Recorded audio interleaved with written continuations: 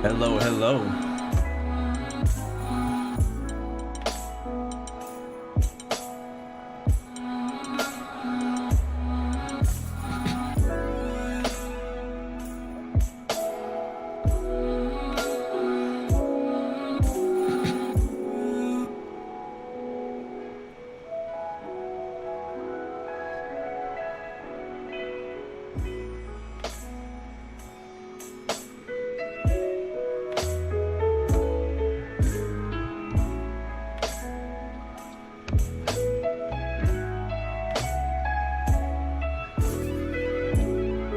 Happy Friday. If you guys are ready to get started, we are boarding now. All aboard, ladies and gentlemen. Airplane emojis in the chat if you guys are ready.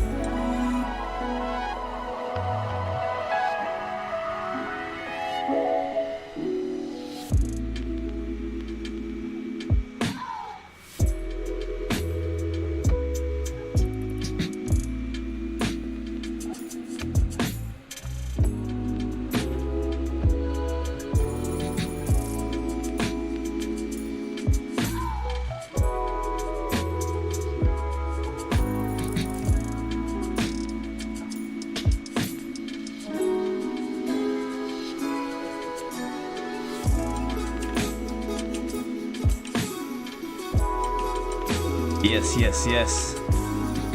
All right, I see the airplane motors in the chat.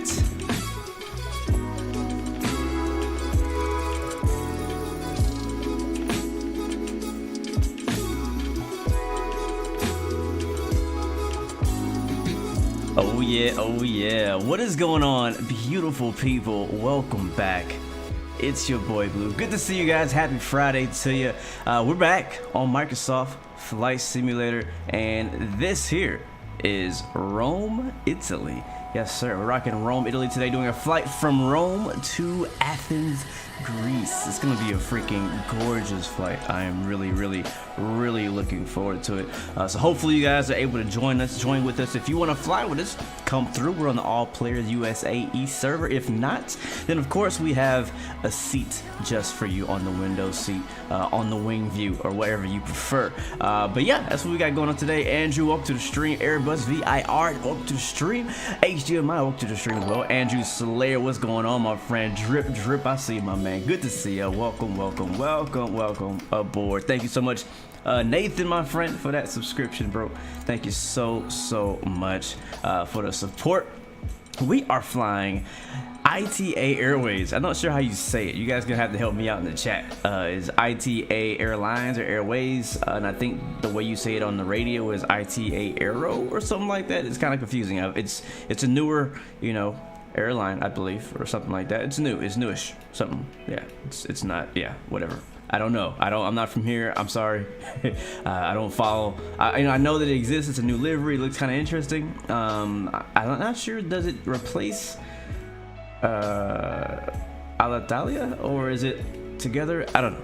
Either way, we're flying it today. You can see our plane is right over there. We are on. This is I can't remember who made this particular scenery, but I think there's only one Rome scenery currently available for Microsoft Flight Sim, and that's what we're using today. This is Payware, and we're flying into the Fly Tampa, Athens, Greece. It's gonna be very nice. Chunky Monkey, welcome to the stream. Good to see you. Patrick, good to see you as well. Dahomey, welcome back. Josh Doing, I'll see you, bro. Welcome aboard, my friend.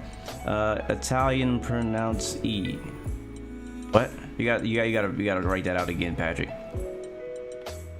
So Alitalia is dead, and this is replacing that. Gotcha. That's what I thought. That's what I had thought I read a while back when I saw that happening. But this is our little livery. It's, you know, it's very different. You can see the Alitalia sitting right next to it. Before the stream, I was trying to get AIG model matching set up, and I'm pretty confident I was unsuccessful, and I wasted a bunch of time. So it kind of sucks, but you know, I'll get it. I'll probably have to get it figured out over the weekend. It's kind of a hassle, and it takes a bit more, actually a lot more time than I anticipated. So I have been trying to get it working for weeks, and it would just get stuck on the loading screen every time. So I finally got it to actually get past that. So now I'm downloading liveries, and I got to figure out how to get that onto my VATSIM and stuff like that. So I don't think we're using that today. What you are seeing though is what's the AirX from Latin VFR, which actually places 3D AI, or shouldn't say AI, but yeah, static aircraft at the gates at different airports using the semi-correct liveries and stuff like that. So that's what we're using for that. We also have AirX ground, not sure what it's called, ground services or something like that. It's a replacement for all the ground stuff, so you can get some more authentic ground service equipment. So that's what we're doing. So yeah, it's not AI, it's just a static. It's just this plane is never gonna move. It's just gonna sit there forever. So this is not AI, but we are gonna hop on VATSIM, so hopefully we'll get some traffic. We'll see. I don't know if VATSIM is on in this area today. Who knows? Who's gonna do our thing? Either way, have a good time. That's the plan. You got me? Voila, exactly. RPB, so welcome to the stream. Good to see ya. And we're in our current favorite Flybywire A32NX. That's what we're rocking today. Look, God, that's a bright blue color. I don't know if it's just me, but I'm personally a pretty big fan of aircraft and airlines that use a bit of more of a bolder design in their color. You know, not the usual boring white. You know what I mean? Like the usual whites all over an accent of their airline color, but have like they actually try something different. You know, this one with the very bright cobalt blue, whatever you want to call that. That blue is very cool. So that's why I like Spirit, the bright yellow banana bus. I like EasyJet. You know, there's a lot of orange.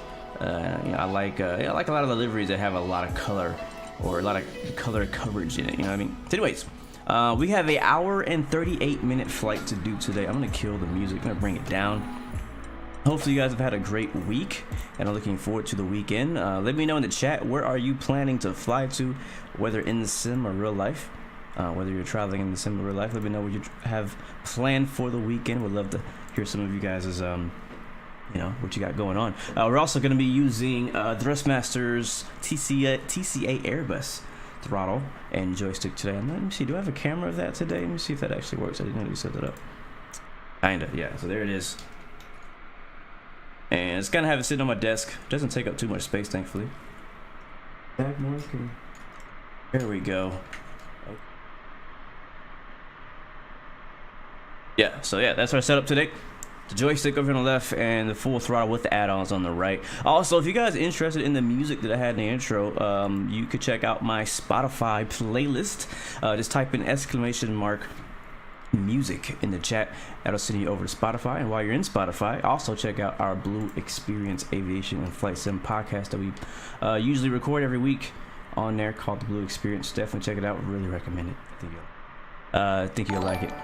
Am I using the external MCDU? No, I am not. And Midnight Maverick, bro, thank you so much for one. I'm pretty sure you were already, yeah, there it is. Let's see, 6 months. Wow, bro, thank you so much for 6 months being a gold member. Thank you so much, man. That means a lot, seriously.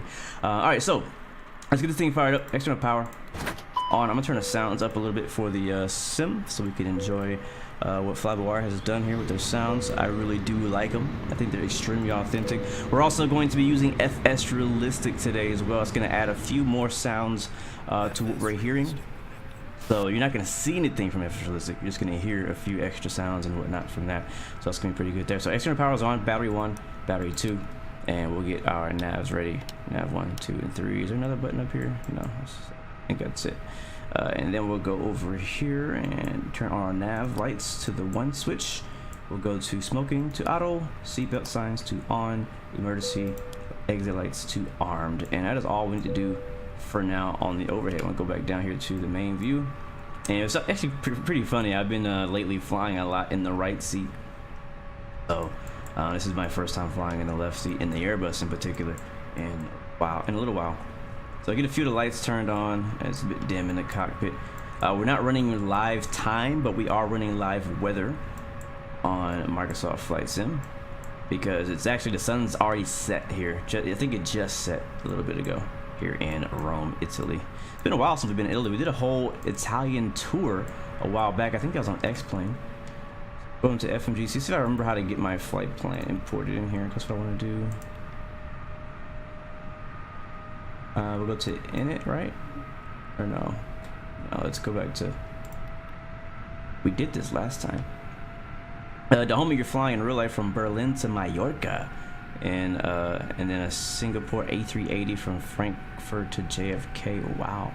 Bro, you guys kind of know where I stand on the whole A380 thing. I'm not a big fan of the actual plane, but I would absolutely love to...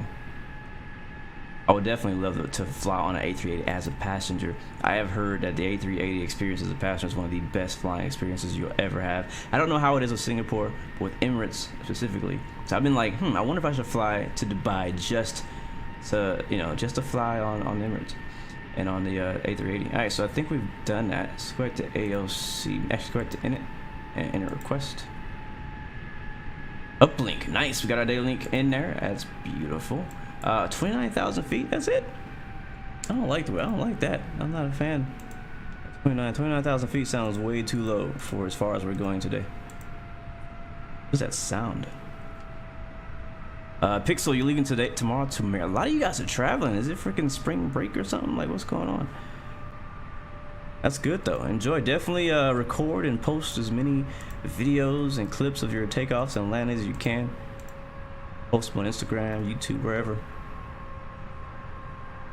Love to travel, man. Love traveling. I haven't been anywhere since, I think, Denver. I think the last place I've gone to was Denver. All right, so let me focus here, and we'll talk a bit more. So I want to change my cruise altitude, which is what my sim brief imported. 29,000 feet, which is ridiculous.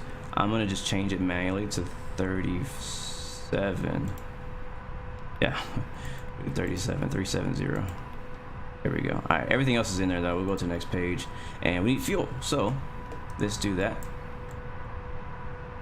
Yeah, I'm hearing like a engine nearby. It's really loud. Can I import this from SimBrief? Is that possible? Yes, I can. Cool.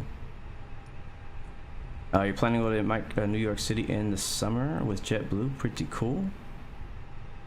Yeah, there's still A380s flying around for sure. They're just not making anymore. All right, fuel. Here we go. All right, so we need, according to SimBrief, 6,600 and something kilos. It's already in kilos. That's beautiful. That's what I want. We have actually already have more fuel than we need. So I'm gonna go down to 7,000 equal in case we have to go around a few times. So, and we'll do real. So go ahead and do that. It's gonna be estimated 4 minutes to fuel up or defuel. I think we're defueling. Not sure. Either way. All right, what else? What else can we do in here? I haven't been really following along with the updates that have come to the Flybywire A320. It updates so much, it's just hard for me to keep up, but I know they've been changing a lot of things. We are on the latest experimental build of this plane. I just don't know if they changed anything. I don't see anything else for us to do except for open some doors and baggage carts and stuff like that. So I guess we'll do that, whatever. I'm really looking forward to, I saw that Toolbar Pushback had announced that they are coming out with a new version of the Toolbar Pushback, which is the pushback plugin we use here on Microsoft Flight Sim, and it's supposed to allow you to be able to pre-plan pushbacks, like kind of like in how X-Plane does it. I'm not sure it's gonna be just like it. I don't know how they're gonna do it exactly, but it's gonna be similar. All right, so we're gonna wait for that. Let's just go through and make sure our flight plan's good while they're loading up the fuel. We do have a departure. I'm gonna click on LIRF departure. Because whenever you import your flight plan, you don't get the departure and arrival for whatever reason, which is fine. I don't mind putting it in myself. So we're expecting to leave on runway 34 right, and it's going to be the PEP 9 Bravo. Now I have a little issue on my Navigraph charts in here. It's like it says that it doesn't exist, this departure, so I want to see if it exists in the plane. And it does not. Okay. What is that departure? Like, how could SimBrief give me a departure that doesn't exist? How is that possible? And all, like, every flight plan that I'm given, it gives me that same departure. Interesting. We could put it in manually. It might be the SOSA.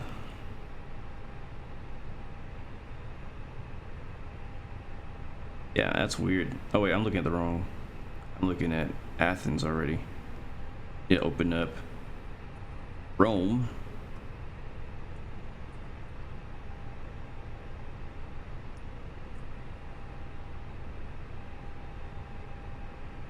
We could change our departure. We could just not worry about it. I'm probably just not gonna worry about it.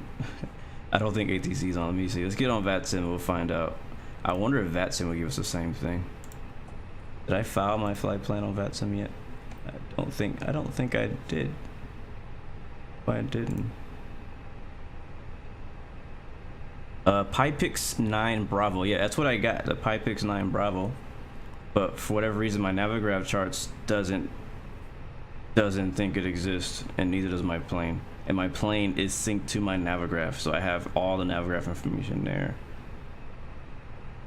And I don't see PEPIX here in the LIX, or PEPIX, or however you say it. Oh wait, there it is. Did find it. Alright, so I have it here. What runway is it for? I think that might be the question. Let me erase. Departure. Ninja, you see the departure? What's good, Fly by Jose? Good to see you, man. Yeah, I got the PEPIX 9 Alpha and Bravo. We want the Bravo. I do also have the SOSA. And it's not a big deal if ATC is not on. If ATC is on, then it's a big deal. If they're not on, then I don't care.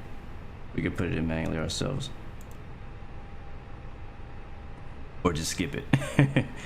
But I try, I try to, do things as realistic as possible in whatever cases that we can. All right, so I've refiled my flight plan on SimBrief just to be sure, and we're gonna pre-file here on VATSIM. We are, I still don't know how to say the airline. Help me out in chat. Is it ITA Aero? I looked it up on FlightAware and it said ITA Airways, but I don't know if I say ITA. Do I say ITA? Like, how do I pronounce it? I've never actually heard it before. So help me out in the chat with that while I'm looking at this. But yeah, so the PEPIX Bravo has us going via SOSAC to Torley, then left 177 to Conut, and then blah blah blah.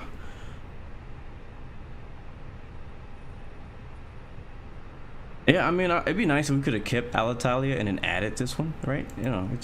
It's just, I don't know, this is the thing about the airlines, is that things are always changing. Whether you work at the airport, or you work as a pilot, or you work whatever, like, it's very tedious, and it's repetitive on what happens at the airport and all the procedures, but at the same time, things are always changing.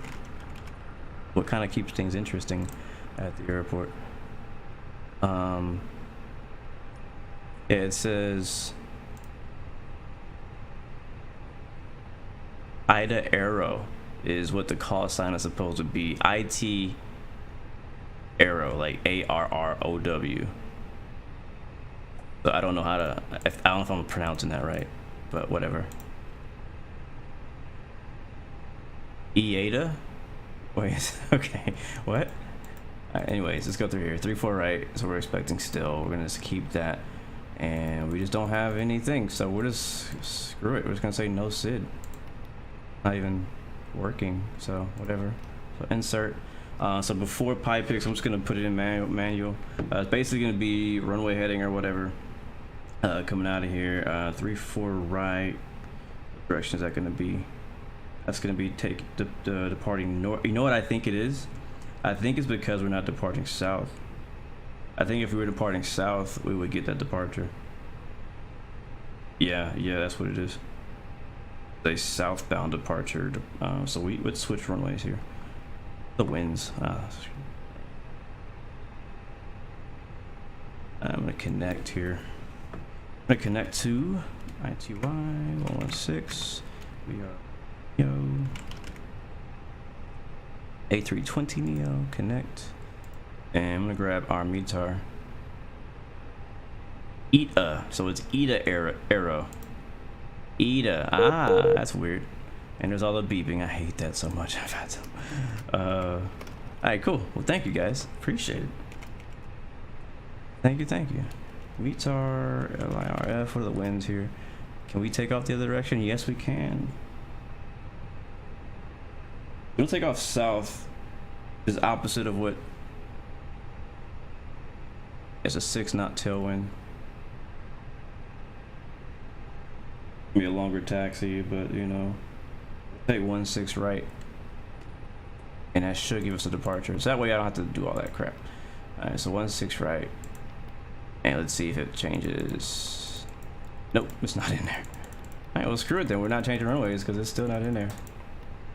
Grace. All good.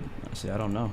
So it doesn't matter what runway I choose. It still doesn't like that departure. So none, insert, and then after whatever this point is, we're going to input our next waypoint, which is supposed to be SOSAC.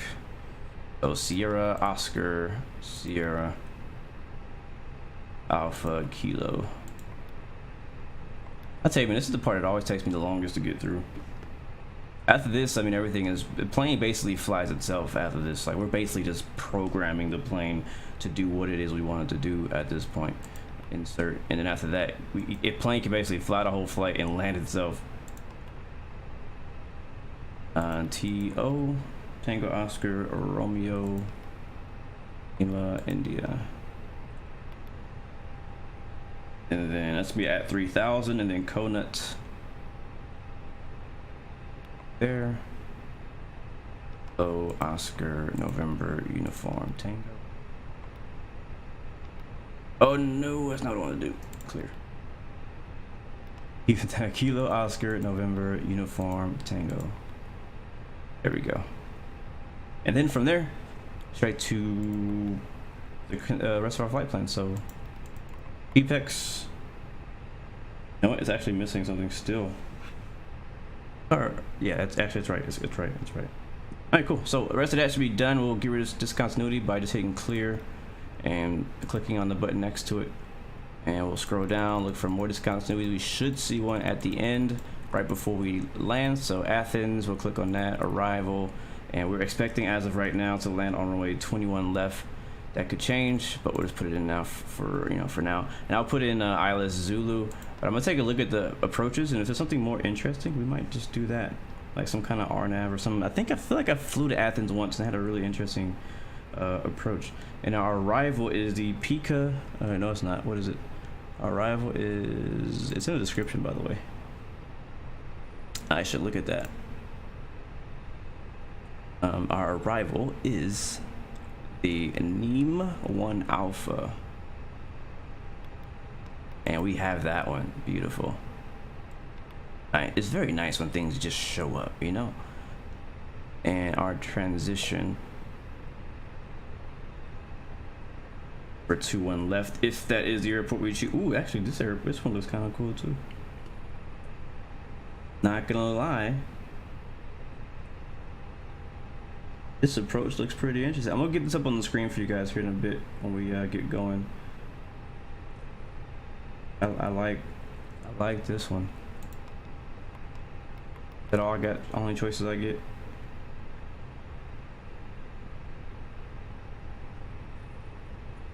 KRO VOR, the KEA VOR. I like the KEA VOR. I'll do that one. What up, Filippo Bianco? Welcome to the stream. Hello from Italy. Welcome to the stream, my friend. Good to see you. Thanks for coming out. Hopefully we'll serve your country right, my friend. Hoping for the smoothest of landings today.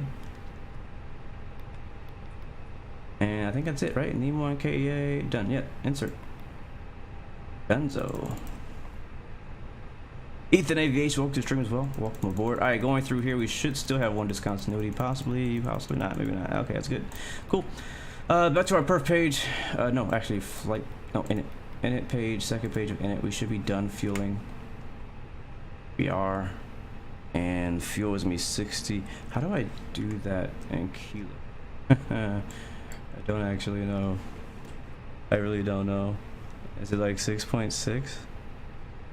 Can I just click on it? No. Oh, 0 fuel weight. FS and Sam, welcome to the stream. Blay, hello, welcome to the stream as well. Look over here. Take a look at our fuel. Yes, we're fueled up now. So I know how to do this in America. But when we're not flying in America, when everything's in kilos, I don't know what I'm supposed to put here. The fuel, where fuel weight is supposed to be. Oh, I think I just click on it, right? I can just click on it. Yes, I can just click on it. Oh, lifesaver. I was thinking I was flying the TOLUS, like because the TOLUS you have to do that manually. IRS, I think we've already done that. Perf is good, and it's good. Perf should be good now. We'll go ahead and get those. No, maybe not. I'll put our flaps 1, and then we should get it. There it is. 121, 122, and 126. That'll do. Transition out to 6,000 feet out here. Flex temp 46. We'll probably do flex. I don't know. We'll see. And we'll climb out of here about 184. And that's it. We're done. Flight plan's done. Progress. Perf. In it. Ready to push. All right, let's get out of here. Let's get it. Let's get the APU fired on. APU on. Fuel pumps on. And we'll call the pushback and close all the doors.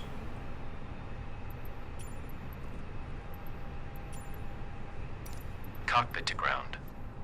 This is ground. Stand by. Make sure all these doors are shut. And pushback truck is on his way.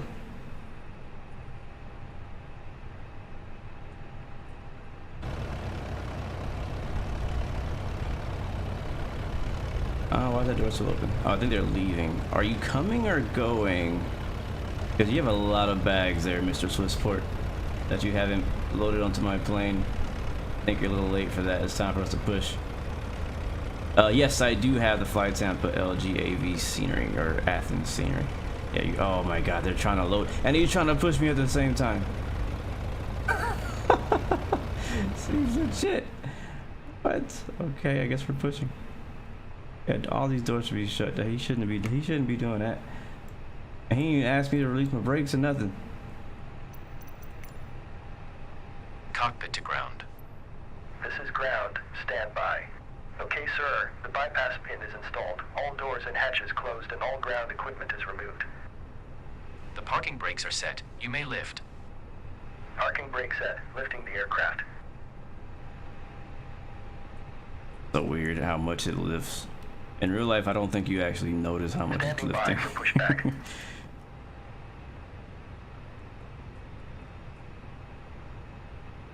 I'm gonna be going reverse. Got my Cockpit truck to here. ground. Go ahead. We are cleared for start and push. Parking brakes set. Hope we are. Are we on VATSIM? Okay, cleared for push start. Please release parking brake.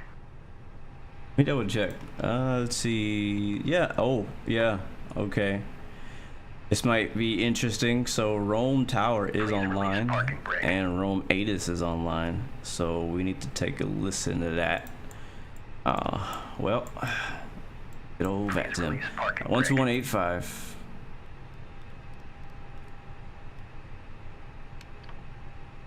I don't know if we're gonna hear it or not. Please release parking brake. No, we're not gonna hear it. I guess the audio is not working. So I'm gonna grab it manually, and then we'll get Tower 1187. Please release parking brake. Hey, we're not ready.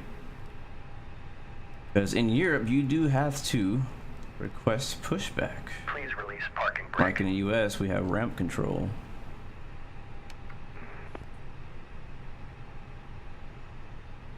Please All right, release parking 5502 brake. on the squawk, and just confirmation on the departure for me, please. Oh, this departure's gonna suck. Hope it doesn't change if we do all that manually, you know what I mean? Thank you so much, Harvey, for games, for the subscription, and welcome to the Blue Arrow Royal family. And this ground guy is Orange bugging us right now. 373, you are cleared to Athens via Cibri, 5 Alpha, departure, PEPIX and Niner Alpha, That is not transition true. Everywhere you do flight not initially 4,000 feet, set squawk request 5502. push. Please release parking brake. And some airports in the U.S. you do not need to request pushback. All right, cleared via the Zebra 5 Alpha departure, initial climb 4,000, and squawk 5502, Orange 373 Heavy. Orange 373, heavy Arrow. read I'm back, trying to correct. remember. Oh, sorry. Call ready. ITA Arrow 116 is who we are. I really say that. Make Tower, sure the my, Lufthansa my buttons are working 605 too. correction. I push the talk and all Gate that. 605 request pushback. Nope, it's not. Lufthansa Niner Juliet Foxtrot, push and start approved, face north. Push and start approved, facing north, Lufthansa 9 Juliet Foxtrot.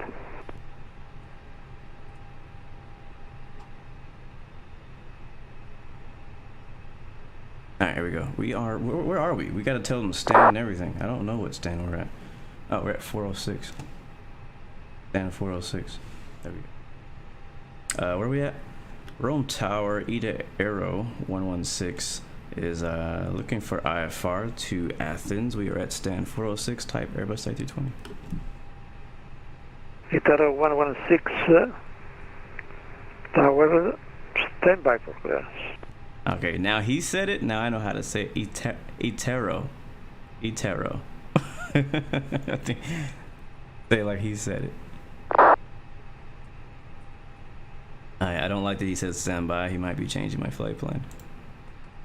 In which case, it will be very inconvenient for us. We're ready to push though. APU is on. And avail. Disconnect the external power. Can light on. Flight And- attendants, arm doors, and cross-check. Oh, cool. What are we forgetting? I feel like I'm forgetting something else.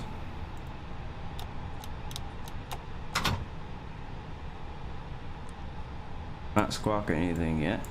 Flight plan is hopefully done. Doors are all shut. APU's on. What was the ATIS? ATIS is information hotel. ILS approach, arrival runway 34 left, 34 right, departure runway 25. Tower, Orange 373 Heavy. Interesting. Ready for push and start. Transition level is 75. Wait, what? Is that right? Yeah, transition level is Orange 75. 373, Wind 020 heavy, degrees, push and 6 start approved, knots. face north. Visibility 10 kilometers, scattered Push base north, 3,000 Orange feet, 273. broken at 5,000. Temperature is 9er, dew point 4, QNH 1011. So he's probably going to change our runway here. So we're still waiting for our read back though. So we're holding here at the gate. Yes, that flight attendant sound was from FS Realistic because I don't have PAC-X running. I was meaning to turn it on and I didn't. So that was definitely FS Realistic. I'm still considering turning on PAC-X. I think I will actually. Do you guys want PAC-X? Yeah, you want PAC-X. I know you do.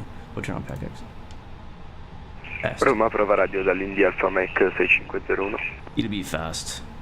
India Alpha Mike 6501, torre alla ricevo 5. Is that Italian?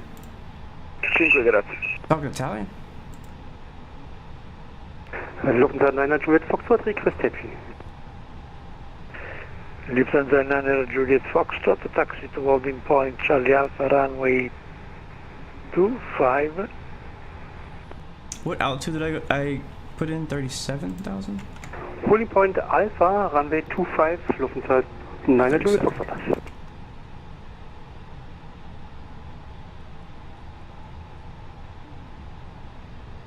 Alright, we have Wi-Fi and we have Lufthansa Niner Juliet Foxtrot, taxi to holding point Let's open Bravo FS Alpha right to runway see. 25 Yeah. via Sierra, Hotel, Romeo, Bravo. Runway 25. You're gonna send me a video you did in Holding X point plane Alpha, with an runway 25 F-16. via Sierra Hotel Romeo and Bravo, Lufthansa 9 Foxtrot. King J Plays, welcome to the stream, man. Good to see you. Welcome aboard. I like planes too, bro. I like planes too, as you can tell. When I'm pushing back a plane, what does a ground person say to the captain? Well, when we first connect, since we're waiting for this guy, I'll just tell you. First of all, where I work at, we connect the pushback truck and tow bar after we bring the plane in. So this happens like before we even unload the bags.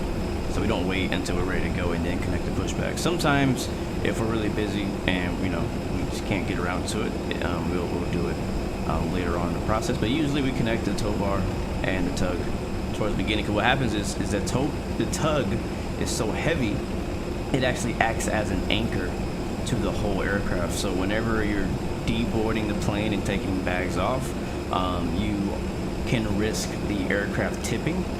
Because as people are leaving the front of the aircraft, all the weight is in the back, and so that weight causes the plane to tilt, and you'll see the nose gear come up or raise off the ground, and then the plane will. And that's a super dangerous situation. I haven't seen it personally, but I have seen where you'll see this thing right here. This right here is actually where the gear, like where it suspends. You'll see this raise and lower depending on what the weight and balance is of the plane. And if you see it too high, then you have to, alert the people inside, hey, we need to fix something so that this plane doesn't tip over. Which is also the reason why we unload the bags in a certain order too. We always unload the bags from back to front. But anyways, what I say when it's time to actually talk to the captain is I say, ground the flight deck. And then he'll come back and say, go ahead or something like that. And then we'll just say, tow bar connected, bypass pin is inserted. Walk around is complete, all doors are closed. Standing by for brake release or whatever. Sometimes we'll request we can remove the chocks as well. And then he'll say, releasing the brakes, stand by for pushback clearance, and then he'll talk to ramp control. And ramp control is who gives them the clearance to actually push back. And Orange 373 heavy. He'll let us know. Taxi to holding point the Bravo Alpha runway 25. And then I'll say, all right, clear to push, tail south, Bravo. Starting push back, and I'll start pushing back. And then, once we start pushing back, and I see that we're clear of the ramp area and clear of any, any stuff, we're clear from anything that could blow into the engine, I'll tell the captain that he's clear to start engine 1. And then as we get farther out into the alley, I'll say clear to start engine 2. He'll say, Roger, starting 2, blah, blah, blah. And then when we stop, I'll say, pushback complete. Basically what better pushback says, set your parking brake. Then he'll say, parking brake is set. And he'll basically say goodbye. And it says it in various ways. I don't know if he heard us. Let me see if we can check on him. Rome Tower, ITA Aero 116. ITA 116 Tower, good evening.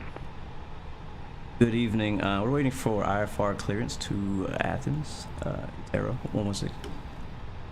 ITA 116, you are cleared to Athens via SOSAC 5 Alpha departure, PEPIX 9 Bravo transition, runway 25 initially 4,000 feet, set squawk 5503. Copy 5503. Can you repeat that departure and transition for ITA 116? ITA 116 departure, SOSAC 5 Alpha. Transition is PEPIX 9 Bravo. Copy. Departure SOSAX 25 Alpha via PEPIX 9 Bravo transition.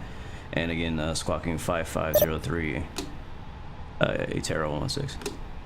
ITA 116, SOSAC 5 Alpha.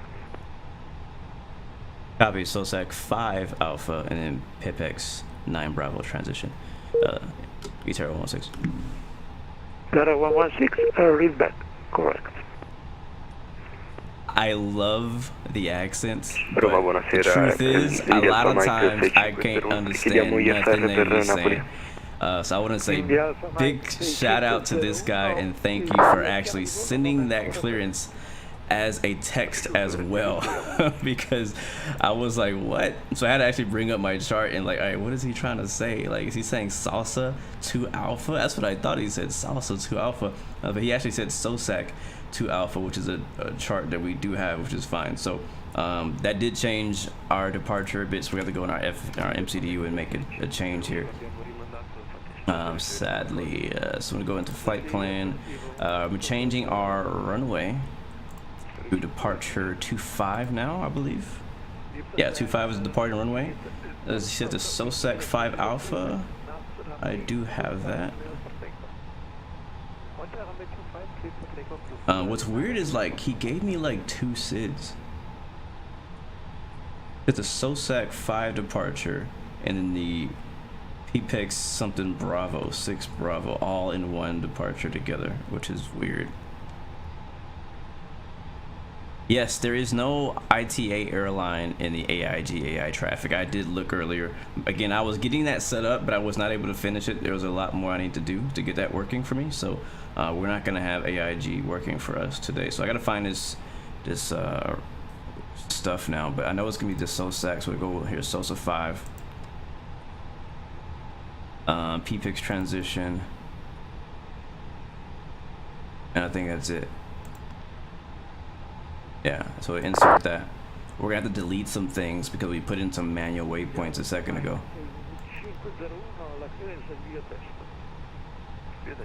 Do you need to do a test to join VATSIM? I think you do.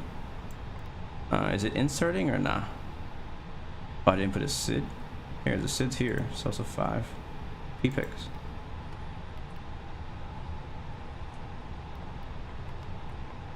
It won't let me hit insert for some reason. Oh shoot, I know why. Wait. Departure 25, yes. I hope I didn't just screw up my entire flight plan. SOSA 5 alpha.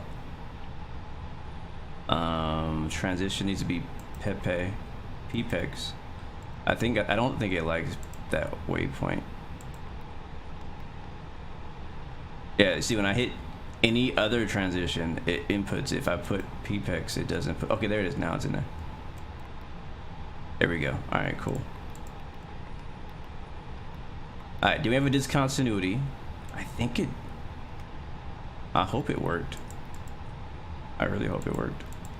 All right, what's the departure that I had up?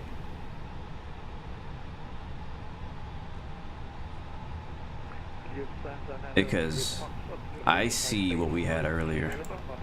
Yes, Bigga J, welcome to the stream, man. Welcome aboard. We are almost ready to go.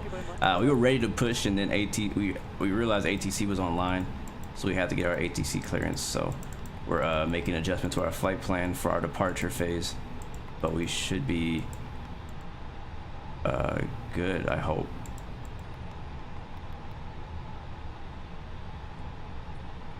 Yes, Italy is definitely a beautiful country, and I would love to come visit sometime. And hopefully, I want to go everywhere. I want to visit everywhere. I want to travel everywhere.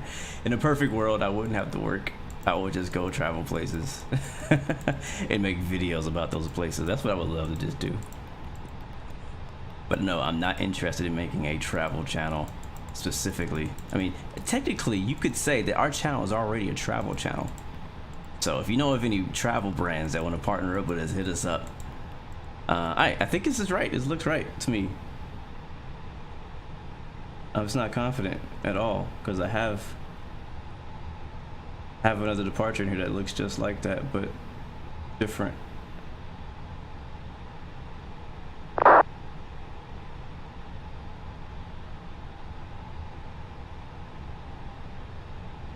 Yeah, we'll just go with that. Alright, well, if it's wrong, he'll tell us. Alright, let's get rid of this discontinuity though. Hit clear.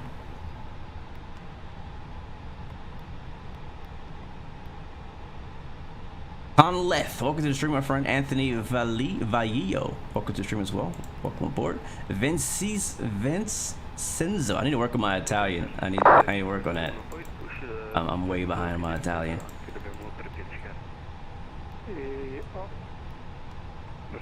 All right, I think we're okay. I don't know. I need a first officer to look through that for me because I don't have the patience today. All right, so he didn't give us any. I think we have an altitude restriction or whatever. We'll push back. We'll figure that out here in a second. So let's go and request our pushback before he gets too busy out here on the ground, or he decides to log off. And again, we're at stand 4. Range 06, and we have wind 0 the latest. Knots runway 25, clear for takeoff. I think hotel was current. I think hotel's latest ATIS. Yes, hotel. Rome Tower, Idero 116 is ready for push and start from stand 406. We have information hotel. Itaro 116, push and start approved, face east. Push and start approved, facing east, Itaro 116. Alright, what was our squawk code? Go ahead and push me back. Which way is east? 5503.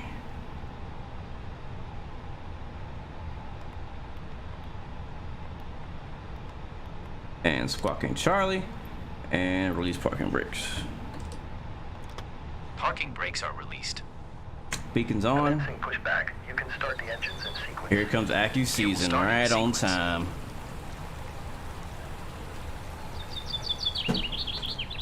Italia Air Force 6501, pronti per il push. Itaro, I like it. I like that Itaro. Gotta say with an Italian accent. Itaro. Itaro. How do you say 116 in Italian? Help me out in the chat. How do I say Italian? How do I say 116 in Italian? Why is that door open? Push and start approvato, sarà rivolto a host Italia Air Force 6501. Heck. I'm assuming east is the other way because we can't do anything that way.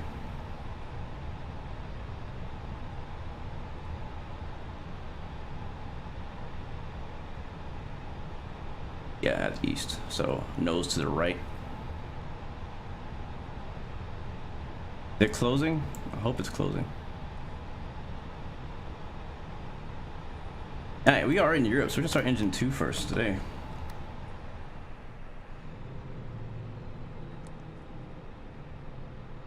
Where's the line? Did I finish doing PEPIX? I did not. Whoops. Starting 2. Oh, it's way over there. All aboard! We're ready to go when you are. Big fail from the pushback driver. He missed the line by a mile. Crew, I'd like to welcome you aboard our flight. As you find your seat, be sure to place your larger carry-on items in the overhead bins and smaller items underneath the seat in front of you.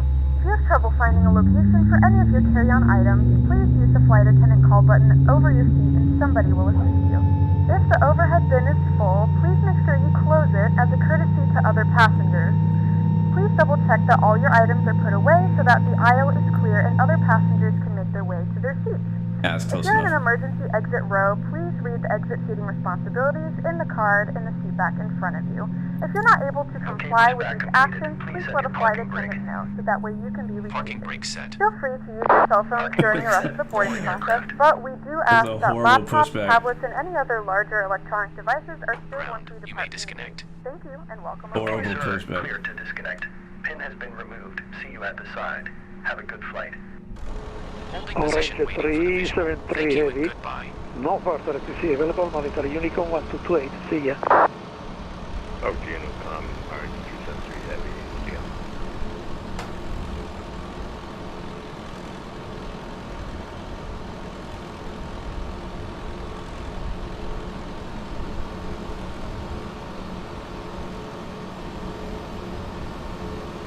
Alright, engine 1 should be firing up any second.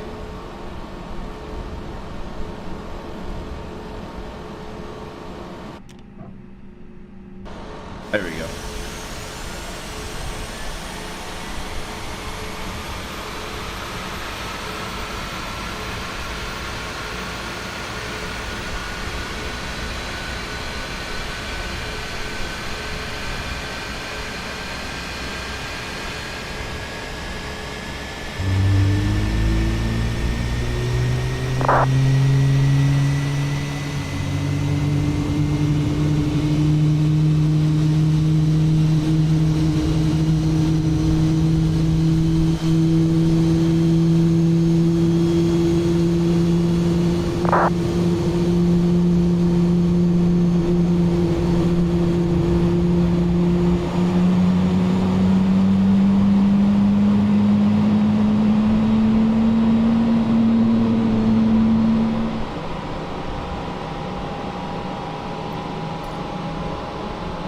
Ladies and gentlemen, that is what an A320neo sounds like when it starts up. Keep your mask on until a member of the crew advises you it's safe to remove it.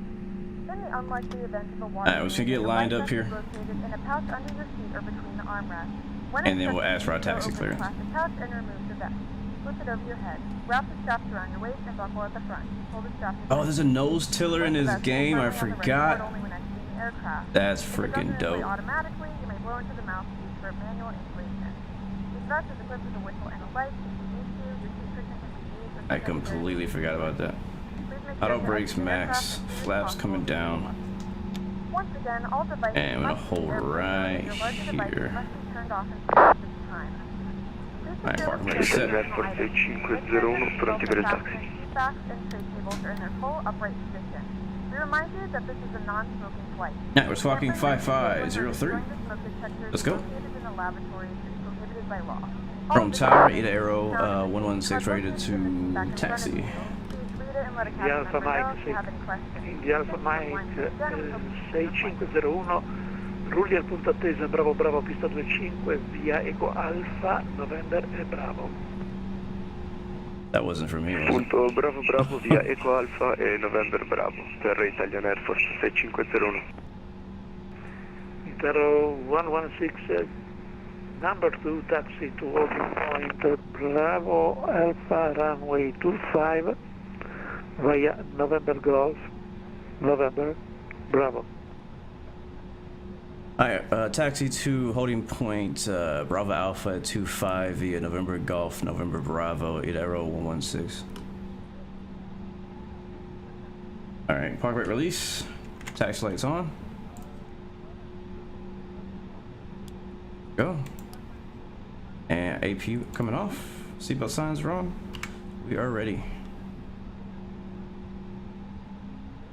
Alright, we do have traffic ahead of us, so you see that Airbus. We are currently on November Golf. Oh shoot.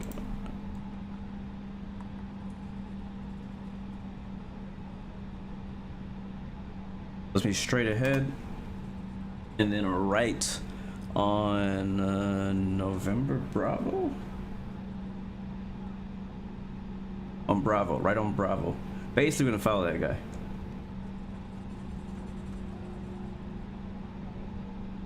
Lumen Moosin, welcome to the stream, man. Good to see you. Welcome aboard. Like, I really wish I knew some Italian today so I could kind of use it in today's stream, but I really don't know any Italian. Italian is one of the languages I know nothing about.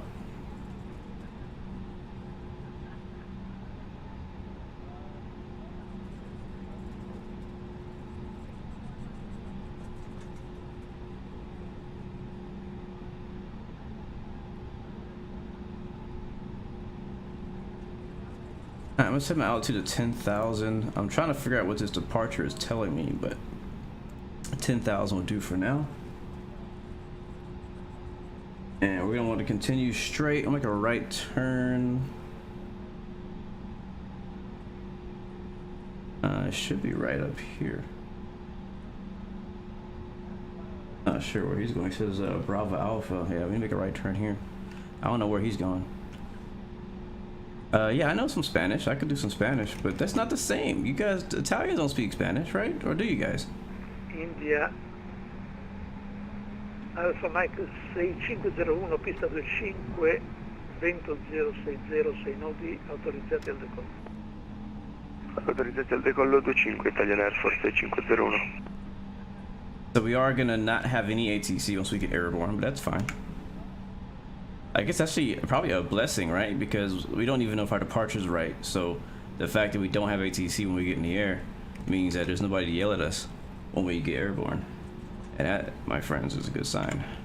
All right, we got our got that auto brakes. Yep, there we go. Air brakes, all that good stuff.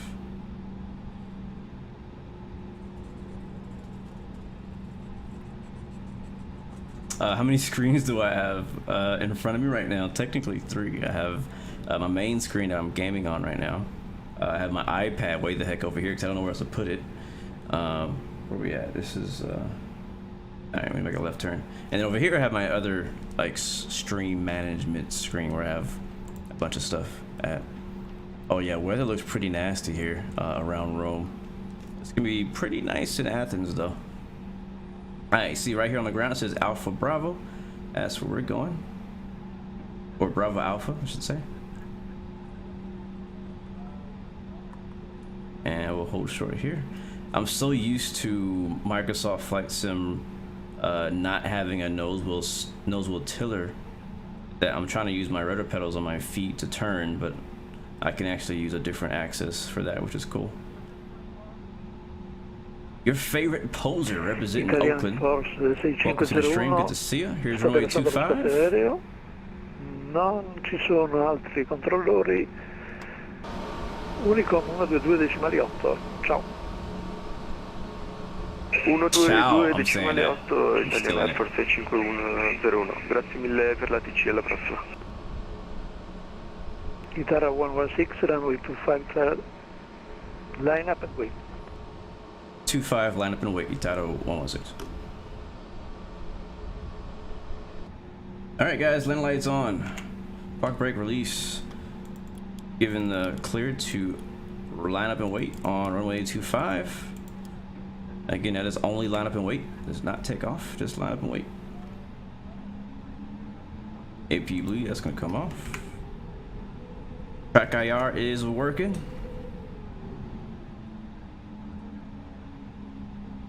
There's a little plane over there too. I don't know sure what kind of plane that is. I'm looking forward to getting like my model matching set up because I am so sick of the default stuff. Look at this beautiful runway. I love this. Is one of my favorite views in aviation. Is there's 2 of them. It's turning onto the runway for departure and turning onto final for arrival onto the runway. Just my absolute favorite view in aviation, period.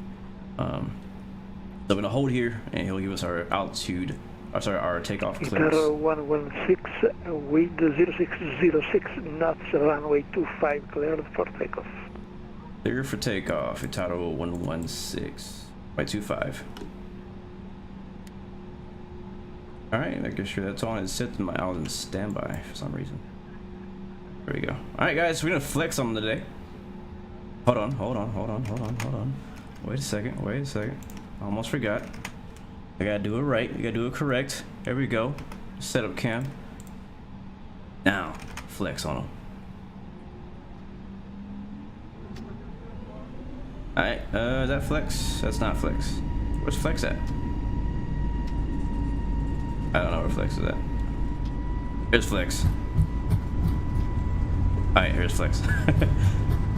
Airspeed's alive. Here comes 100, 120 V1 and rotate.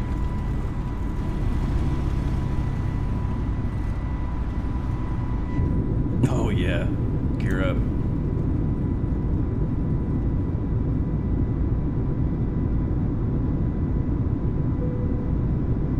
Grazie Rome and ciao. We in this thing, baby. And runway heading. Here comes the flaps. Bring that nose up. Already kicking past 240, 30 knots. ITA 116, you're leaving my space. No ATC available. Monitor UNICO 228. See ya. Unicon 22.8. Ciao and see ya. Alright, back to lever climb. There it is. Got some clouds that fly through my fly-by hand.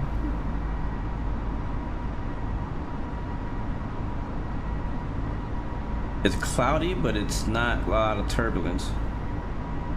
We've gotten the switch to Unicom, so we're gonna clear ourselves to our cruise level of 36,000 feet.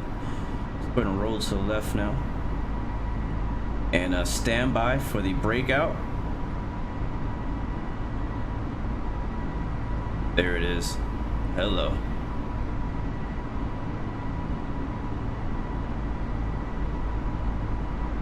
Yep, next stop, Greece. Anybody from Greece in the chat? Let me know.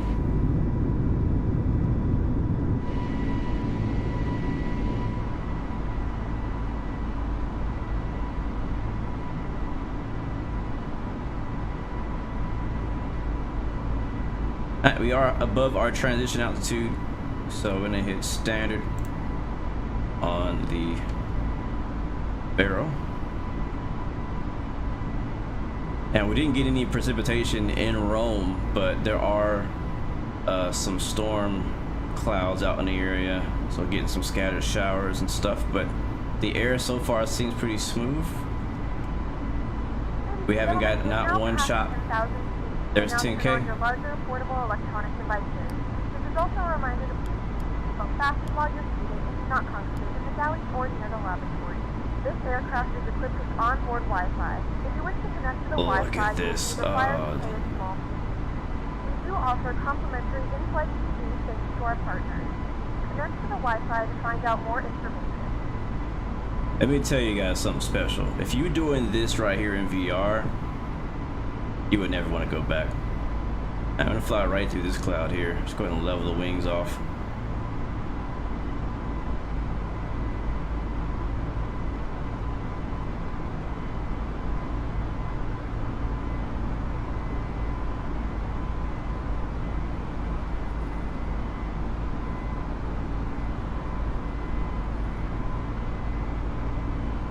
Love it, man. Love it. Passing 15,000 feet now, hitting the tops of these clouds. I'm gonna point the nose down just a little bit to gain some speed.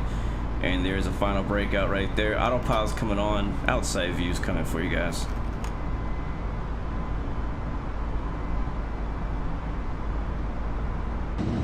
Oh, look at that.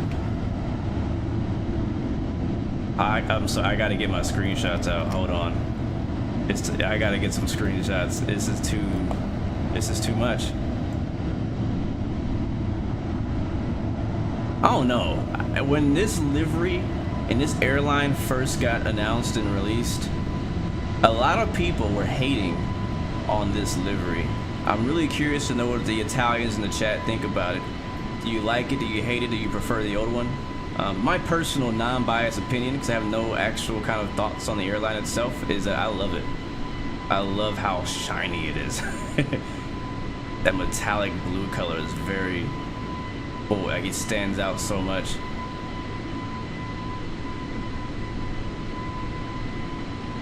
We're shooting an ITA Airways commercial right now.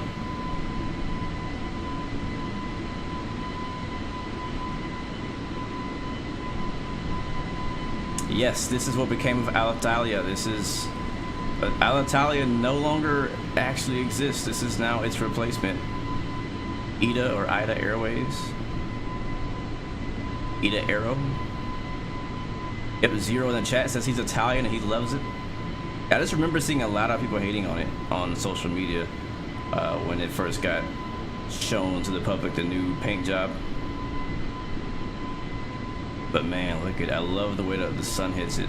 I haven't seen one of these in real life. I'm curious to see how, you know, similar it is to what this is right now. I assume it's pretty close.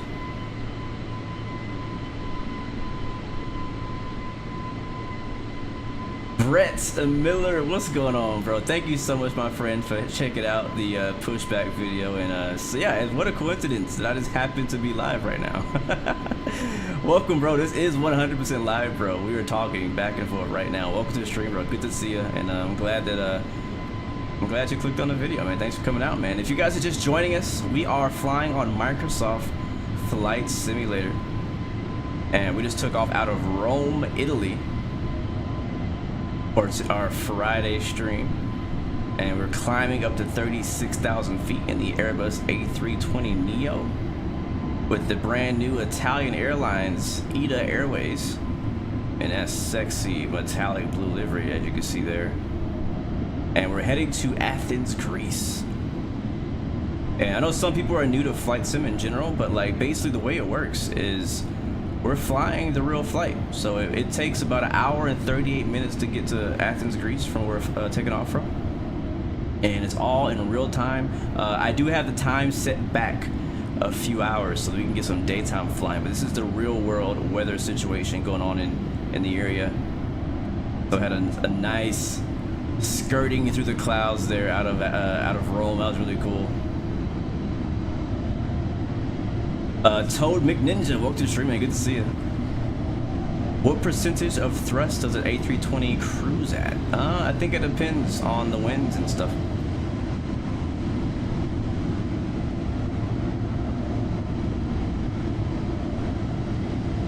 Brett, good question, man. How long have I worked at the airport or in the airport industry? Oh, look at that. Ka-chow right there. Ka-chow, ka-chow.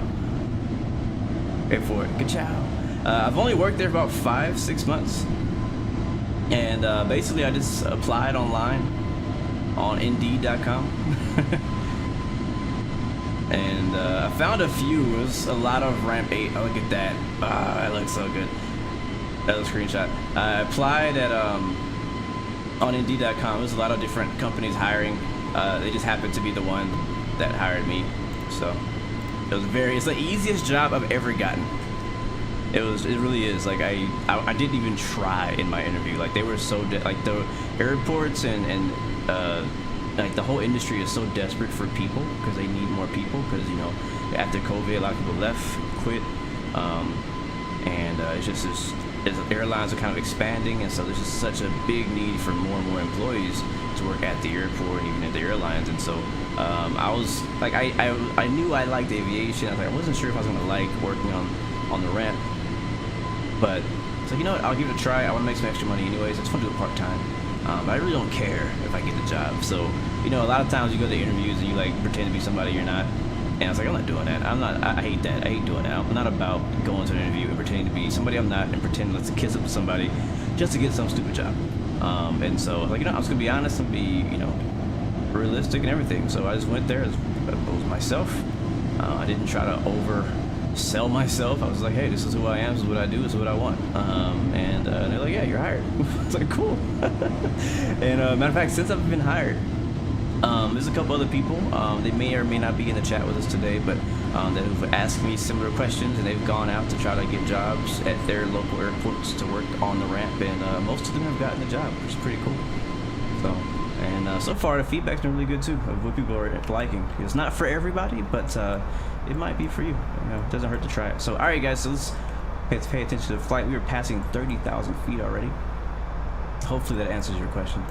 We're gonna fix my mouse first.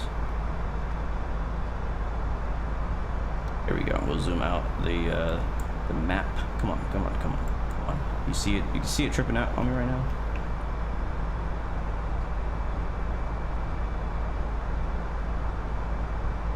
Judging by the way I fly the sim, I may want to be considered being a pilot. Yeah, that's the plan. That's why I'm here. Let's go ahead and unarm the ground spoilers. If my mouse will stop acting up. Okay, my mouse is really tripping. Alright, let's Alt-Tab a few times, see if that fixes it. Yeah, I think it fixed it. Alright, cool. I'm going to switch over to 2.8, which is Unicom frequency. That's the generic. There we go. I had to spam the mouse button to get it to work. And let's see if I can click on that.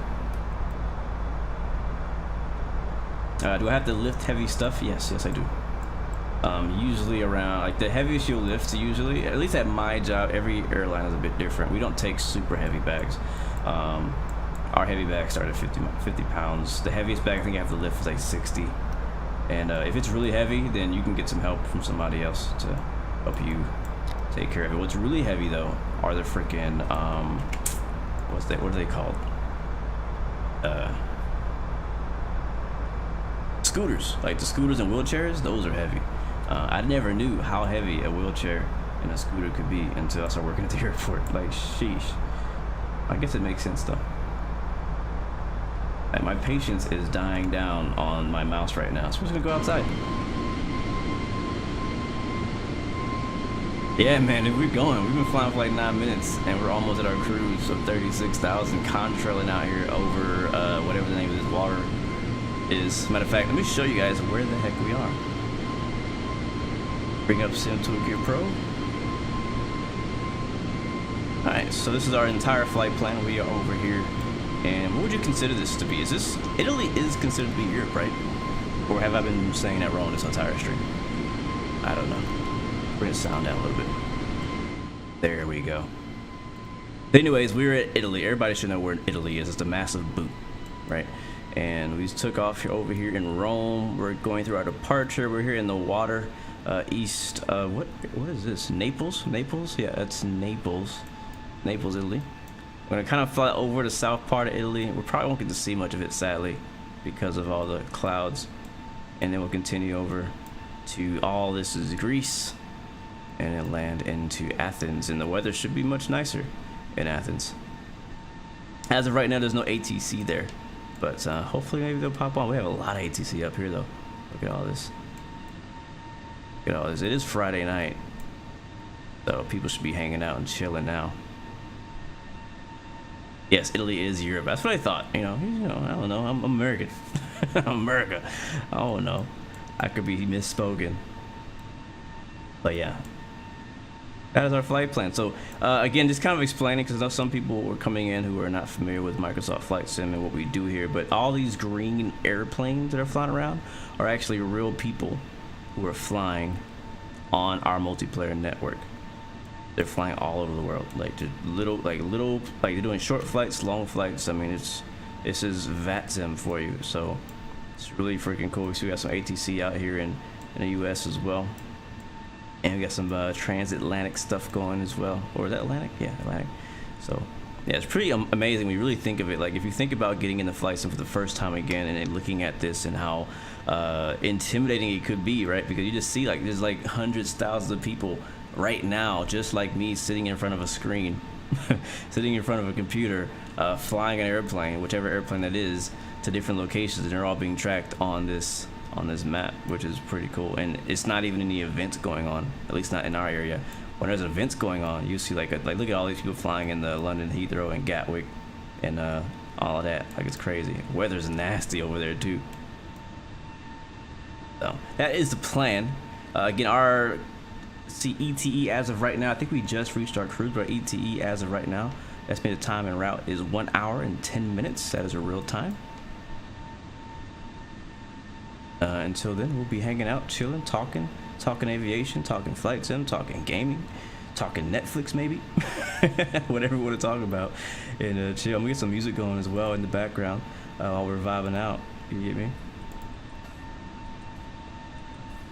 Yeah, I can dig that. But again, happy Friday. What am I doing this weekend? I actually work. I haven't worked all week at the airport. I work, so my job situation is I work at home. I do graphic design and web design. That is my main full-time thing that I do. And then I also do YouTube. And then now I have my part-time job working on the ramp. So I've actually not worked on the ramp since last week. I was supposed to work Tuesday or Monday. Hold on, let me get this thing on the screen. Tuesday or Monday, but that flight got canceled. And so now I'm working tonight and tomorrow night. So the next 2 nights I'll be working, but I'm not working during the day. You should, Brett, give it a try, man. If you have a computer that can handle it, give it a try. And listen. Microsoft Flight Sim as well, if you don't have a PC or a strong PC, if you have Xbox Game Pass, you can play Microsoft Flight Sim basically for free on any Xbox now, which is crazy, right? That's freaking crazy. Thank you so much, Jake Breaksits or SLT, for the follow. Welcome to the Blue Arrow Royal family. Welcome aboard, my friend. Yeah, you can play that on Xbox. Obviously, you can get like the full version and play it at high quality on the Xbox Series X and S and whatnot. But you can now play it on the older Xbox as long as you have it connected to xCloud. I have not personally tried that yet, but I've heard pretty positive things about it. Matter of fact, I want to try to get xCloud on my iPad. The only thing is I need to get an Xbox controller. Like I have an Xbox controller here. That's what I'm using right now. Not to fly, but to control the drone camera. But I need to get a Bluetooth wireless one, and so that way I can connect that to my Apple device, and then I could play, you know, Microsoft Flight Sim or any game. I don't know what other games are available for that, but it's pretty cool. So, but yeah, I want to try it at least, so that way I can like play when I'm traveling, when I'm gone, when I'm away, when I'm in bed. You can just not work at the airport for days. Yeah, if you're not on the schedule. I haven't been on the schedule since last week, so. Again, I'm part-time, so.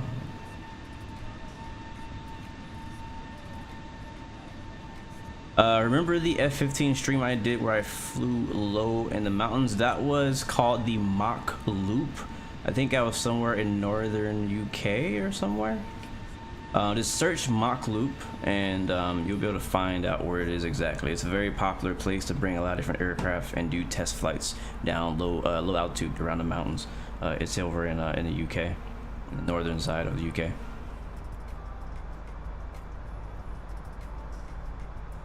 So ramp work is per flight? No, it's a shift. So we don't have like a major airline at our airport, so we only have a few flights. We don't have as many as like United or Delta, stuff like that. So we don't have as many flights. So it depends on what shift I'm working. Some days I might only have one like flight to work, and then some days I might have 3 or 4. It just depends on how long I'm working there and working that day and stuff like that. So. But Monday I think I was only going to be working 1 flight, so that's why that 1 flight got canceled, so I didn't have to work. Does the Flybywire come equipped with DN? N. What is that? What is DN? Also, on the ramp you get hired by the airline, not the airport. So if you want to get work on the ramp, don't apply at the airport, apply with an airline. There are some smaller airports that do handle the ramp stuff too, so it depends on where you're at, but some smaller airports do handle the ramp stuff. There are other ramp jobs you can do, like mechanic. Like if you're really good with cars, you could be like a tug mechanic, or you work on all the ground equipment, so tugs, pushback trucks, whatever, very similar to regular trucks and tractors. So if you have a background or something in that, then you could wow, Jake. Then yeah, then you can do that as well, and that's also on the ramp. There's also feelers, all kind of stuff you can do. What's funny is that my wife's sister just got a job at the airport, but she works at the airport, not the ramp. So she works as a cleaning, like the people who clean the airport. You'd be surprised at how much they clean the airport. The airports are pretty darn clean, I gotta say. You actually see off our left wing right now, that is actually the coast there of Italy, as we're gonna fly right back over top of it for a little bit.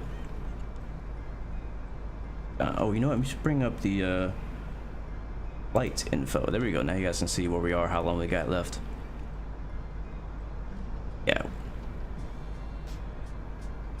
No, there's another one. You know what, Airbus, I think you're right. I did it in 2 different places. There's another low altitude military training route in the US that's very popular called the Jedi, what's it called, Jedi something? Jake, thank you again, my friend, for the subscription. Welcome to the Blue Arrow Royal family. Thank you so much for supporting the channel over there on Twitch. Thank you so much, my friend. Yeah, this Jedi transition, I think. I can't remember the exact name. Look it up in my YouTube discography. But yeah, there's one in Europe. There's probably a bunch of others. This is the popular one. There's another one over in and that's actually just east of Vegas. No, yeah, I think it's in Arizona actually. The Jedi, it's Star Wars Canyon. Yes, thank you, Jake. It's called Star Wars Canyon Jedi transition, but you don't have to do the Jedi transition. The Jedi transition is what turns it into like a racetrack, because it connects it back to the beginning of it. But yeah, look that up. It's a real thing. It's very popular for airplane spotters to go out and check out. That was really cool. Very, very cool. Zane-tastic, you're gonna be visiting an A320 flight simulator in Frankfurt. Bro, I'm jealous. That sounds freaking sick.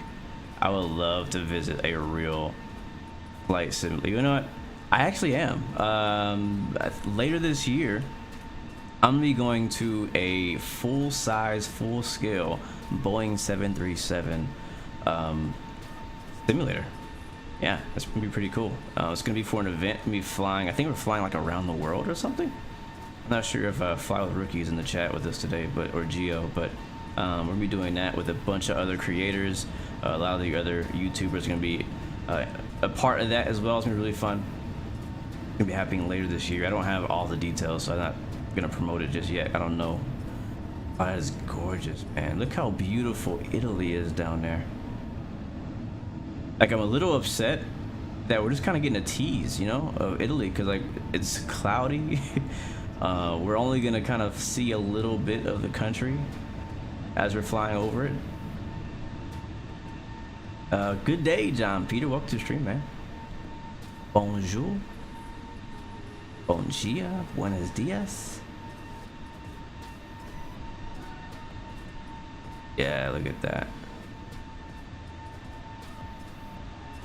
I said this last stream. We were flying to Toronto in a CRJ, man. I'm just like, I love X-Plane. We had a lot of fun on X-Plane Monday. Was that Monday? Yeah, Monday. But sometimes there's some things about Microsoft Flight Sim that just don't, they make you not want to go back, you know? Thank you, Maddie656 for the subscription. Welcome to the Blue Arrow Royal family.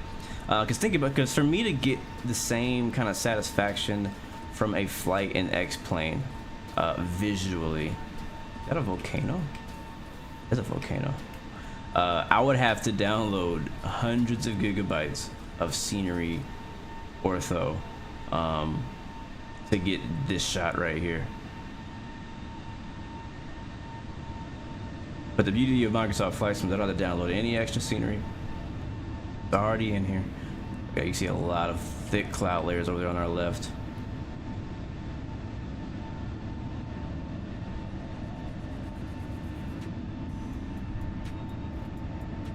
Actually getting some snow out there in some parts of Italy. Some of the higher mountains, you can see that snow over there. Must be pretty cold. Yeah, I don't know much about Italy, but like, I don't know if it has different climates. Like, is the south warm and the north cold, or no idea. I know nothing about Italy. Look at that view right there. Hello, hello, beautiful. Wow. That's nice. I like that. Bring the music up a little bit. There we go. Can y'all hear that? I think you can.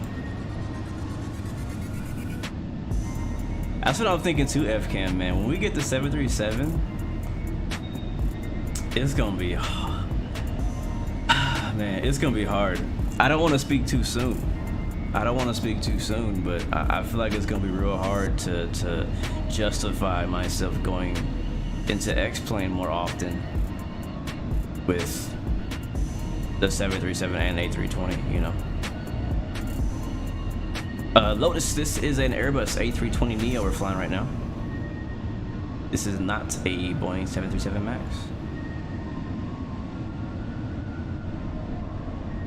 Look at that view. I got some snow way out there too.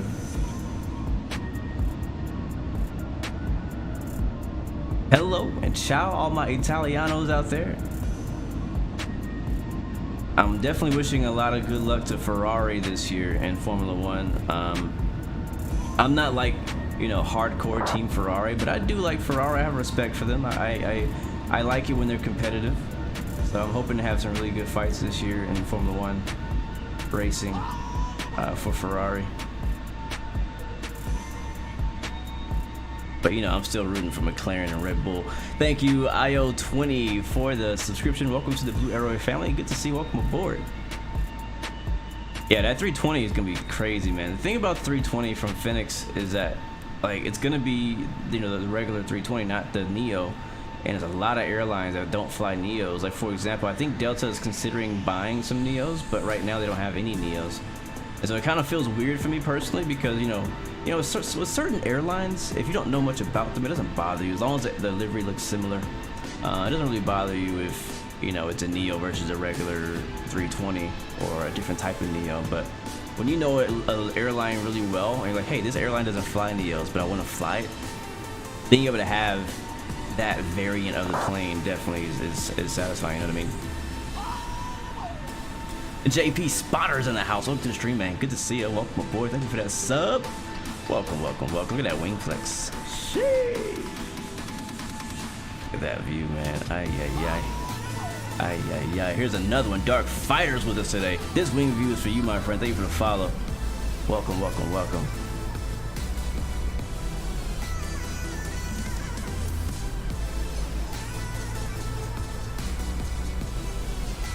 Sam, hello. Welcome to the stream, man. Good to see you.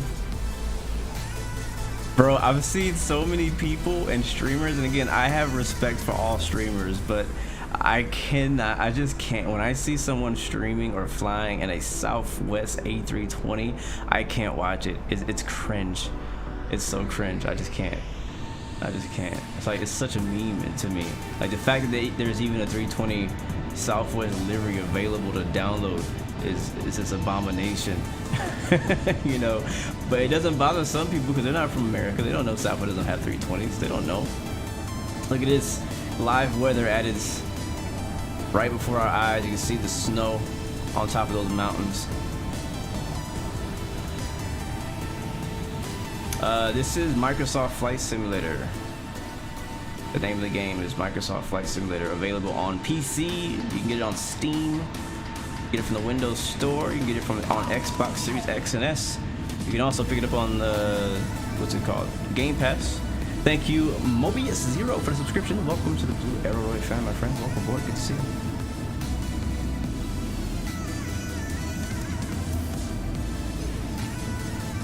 You know, I thought we were getting teased by Italy. We're seeing a lot more Italy than I thought we were going to see.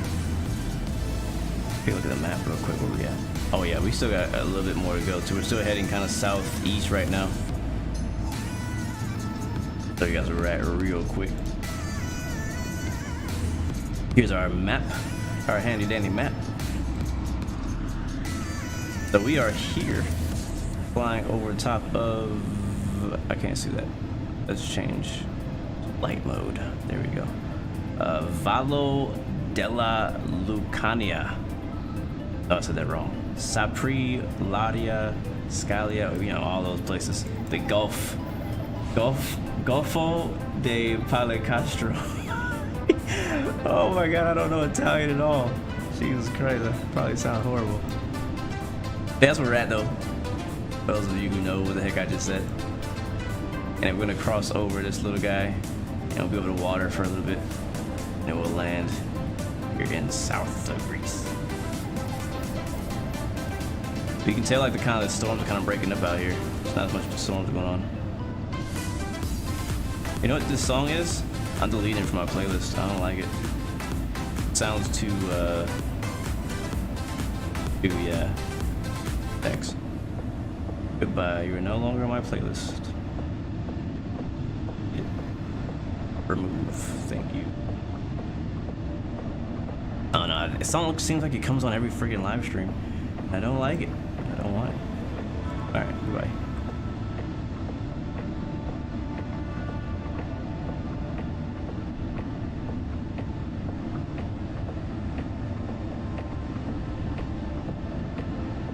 Michael, wow, that sucks, bro. I have not personally had that issue. He's saying that after the latest sim update 8, after takeoff in the A32NX on VATSIM, he starts getting 3 FPS. Wow, that is bad. I don't know what's causing that, man. Yeah, I have not seen that. My first question would be, do you have the 320NX updated to the recent version? 2, you could try completely uninstalling and reinstalling it. 3, are you using the experimental version of the 320NX? And 4, what else are you using that you have installed? Again, if you are updating to any update on Microsoft Flight Sim, I highly recommend that you remove everything in your community folder during the update process and then put it back in afterwards. Like load up Microsoft Flight Sim with 0 community folder add-ons just to make sure everything works okay, and then bring everything back in. That's what I usually do personally.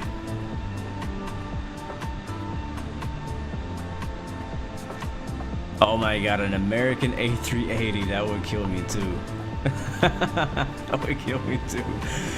Ethan Aviation says TUI A320s is another sin from people in the UK. You know what? I would personally not even know. I would personally not know. And again, that's a perfect example of people in Europe may not understand how big of a sin it would be to fly an Airbus Southwest livery, but I also personally wouldn't know how big of a deal it would be to fly a TUI A320 because I don't know them. I don't know nothing about them. Natasha, hello, welcome to the stream. Good to see you. Welcome aboard. Hopefully you're doing well. Welcome aboard. Welcome aboard. Good to see you.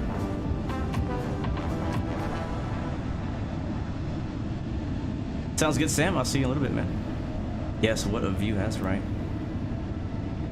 Chief, what's up, bro? Chief Senpai's in the house, fellow YouTube live streamer. Good to see you, bro. Thank you, man, for checking in from NASA's capital, from the NASA space station above us somewhere. Thank you, bro. Appreciate you very much. Yeah, actually, I think you're right. I think Southwest has been talking to Airbus, but it's still not a thing that exists. I don't know how I would personally feel about Southwest adding Airbus to their fleet. I don't know how I feel about that. A Concorde with a Southwest livery. Basically put anything in a Southwest livery that's not a Boeing, and it's you should be shot in the face 3 times.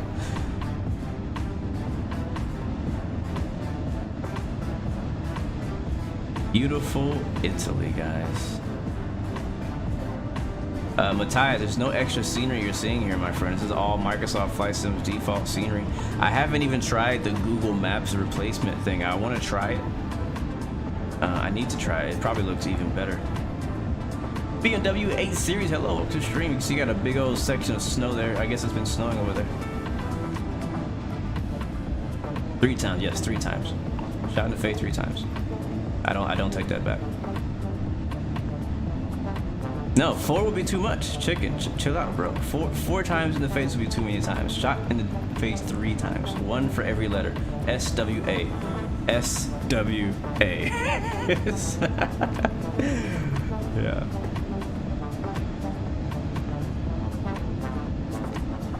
Anthony says you don't like the design philosophy of the side stick Airbuses, and you're glad you didn't have to fly them, but they are okay to fly on.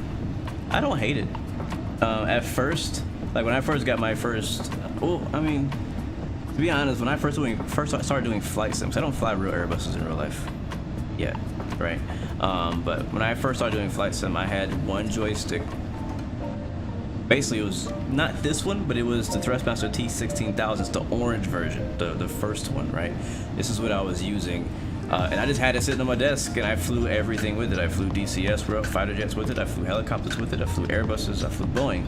And now, you know, thankfully, I've gotten partnership with Thrustmaster, and they send me the new gear and whatnot. And I've picked up my own honeycomb and different yokes and stuff like that too. So when I fly, that's a Christmas song.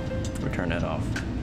So when I fly Airbus, I tend to fly with the side stick, and I also position the side stick on my left side as if I'm flying in the captain's seat. And when I started doing that in particular, it felt really weird at first because I was used to having the joystick sitting here right in the middle of me, or on the right or something like that. I would have it in my right hand. I'll use my left hand to use the throttle, but I'll switch that up, and now I'm basically ambidextrous. I fly with both hands. I fly sometimes with the joystick in my left hand, sometimes with the joystick in my right hand, throttle in the other one. But yeah, at first it felt really weird doing it, but you get used to it the more you do it. It's very different than using a yoke or something like that. Look at that cloud right there.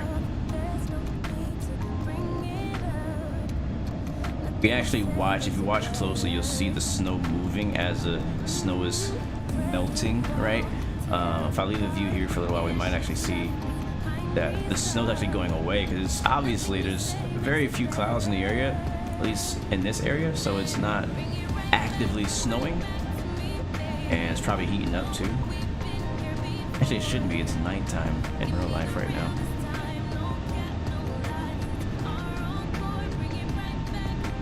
Do I have a favorite Airbus or Boeing side stick or yoke? Curious. My favorite joystick in general is Thrustmaster's A10 Warthog joystick. That's what I use, but mainly for flying fighter jets. I don't use it for airlines anymore, but it works great. It's my favorite side stick or joystick. My favorite yoke right now is actually the TCA Thrustmaster Boeing yoke. It just feels better. Love that cloud right there.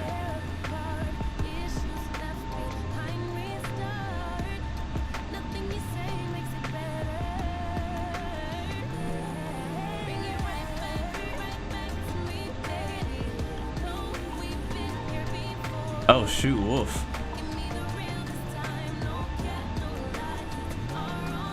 Yeah, we need to talk about that, bro. We need to talk about that. Send me a DM on Discord if you can, Wolfgang. Roma, hello, welcome to the stream, man. Welcome to the stream. I said like a few months ago that I was getting my license or something. How's that going? License. I was working on my pilot license, I guess. I've since then got it in 1 hour. I guess that is progress. My first hour ever in an aircraft. I actually posted that video as well. But I'm not actively like flying, I would say. I want to be, but just life has me somewhere else right now, so I'm focusing on something else. But once I kind of get through that, I'm hopefully going to be able to focus on getting my pilot license, because that's what I really want to do. Period. Like, even if I have to be freaking 65 years old, I'm gonna freaking do it. Like, I'm gonna make it happen, man. It's gonna happen. Like, if I was like, all right, I'm dying tomorrow, I would just throw all my money and just fly non-stop or something. I don't know. But like, I refuse to leave this earth without a pilot license. Absolutely refuse.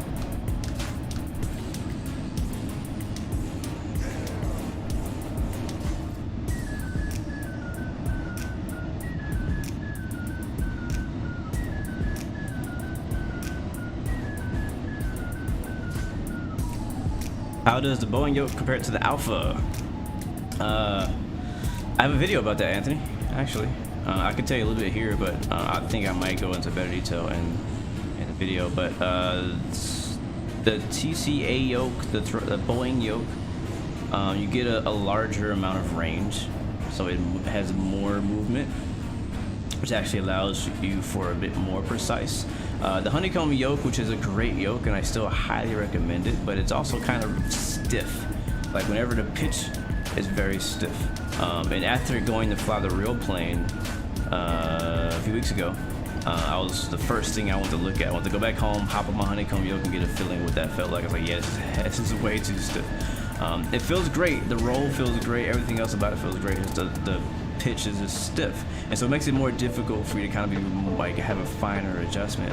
Now you can, with practice and getting used to the limitation of the device, you can do anything with it, right? But it feels a bit stiff. So with the yoke, the TCA yoke, the completely different feel, and it's the best explanation of the difference. It's just in the pitch. The pitch is really where the difference is, and it just feels better. And you don't. It's hard to explain. You have to just get your hands on it and try it, but yeah, I think I might even explain it better in a video. I feel like I did a bad job there. So check out the video and let me know what you think. Lee, what's up, bro? Lee's Aviation, welcome to the stream. Welcome aboard. I pretty much have a virtual ATP right now. Yeah, basically. What plane do I want to fly most in real life? I want to fly.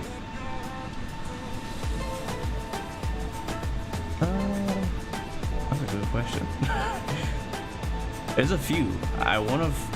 The two that pop in my head when you ask that question are Challenger 650 in real life. That's a business jet, and the King Air 350. That is a turboprop.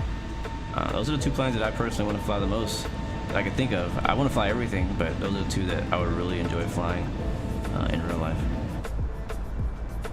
Alright, let's check on our flight. I don't think we're anywhere near being home yet, but let's make sure everything's going well. We are 43 minutes out from our destination of Athens, Greece, cruising at 36,000 feet, and I think it's a good time to address the cabin. Let's see. Ladies and gentlemen, from the cockpit, this is your captain speaking. We hope you're enjoying your flight. We're making good progress here, and we're doing our best to get you in on time. There it is. Matter of fact, Mr. and Mrs. Flight Attendant, if I could get a snack, actually a drink would be good. Hey, can we get something to drink up here? Okay. Alright, make sure, I don't know if we actually did everything we're supposed to do, because we've been talking and chilling, which is fine. But I think we'll turn the seatbelt signs off. It is very smooth out there. And we'll let the passengers know they are free to do whatever it is they want to do back there. The flight crew has turned off the fasten seatbelt sign. You can now get up and move about the cabin. However, we ask that you keep your seatbelt fastened when needed in case of unexpected turbulence. I do not have a pilot license in real life, no. Alright, what are my land lights still on? Huh, they are. So if you listen closely, you're not really gonna hear it because there's a lot of noises going on.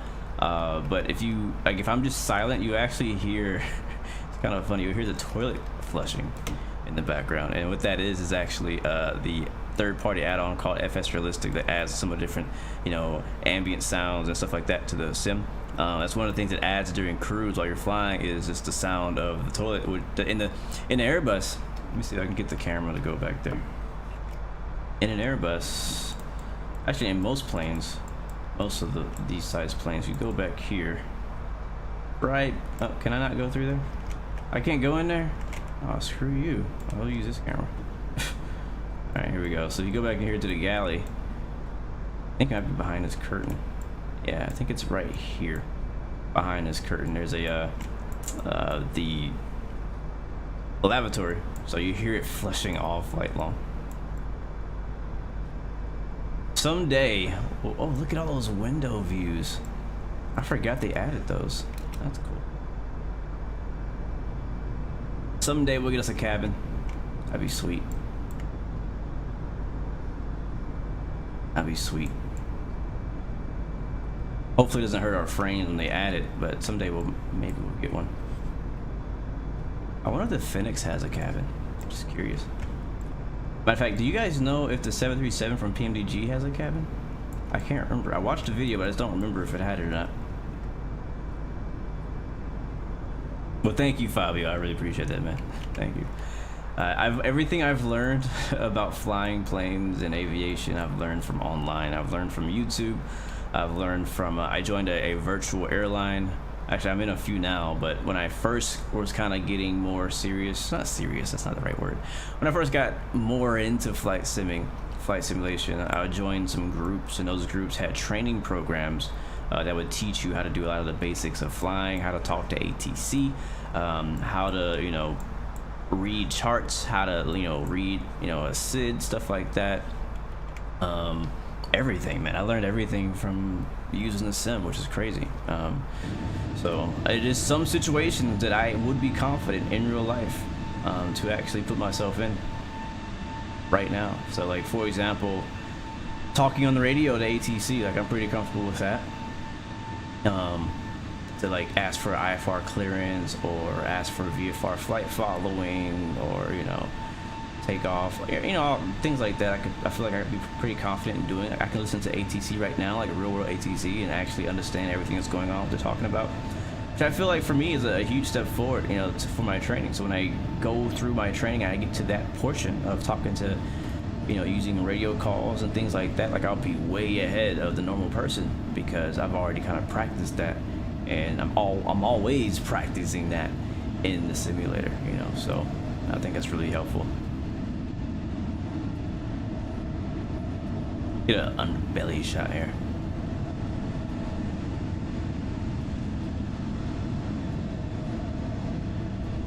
There is an aviation streamer slash dentist, that's amazing, who started streaming 5 years ago, and he enrolled in an aviation school, and now he's flying Embraer's E-170s as a first officer.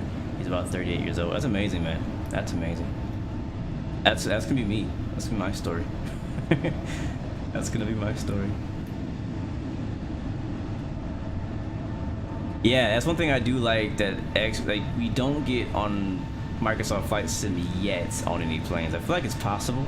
I just don't know why it's not happening yet, but that's the cabin sounds, like hearing the flight attendants talk about, you know, do the whole safety briefing and all that stuff. You get that whole experience, you get that on X-Plane because it's included in Zebo.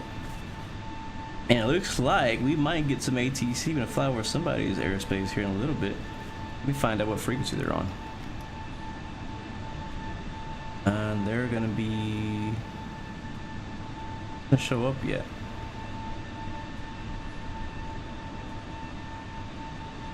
It's LGGGP. I'm not sure what airspace that is. I don't know. I'll try 13045. That might be it, but I'm not sure. It just popped up.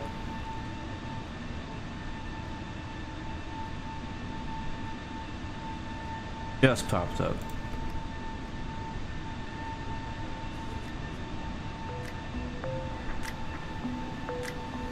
Tranquilo.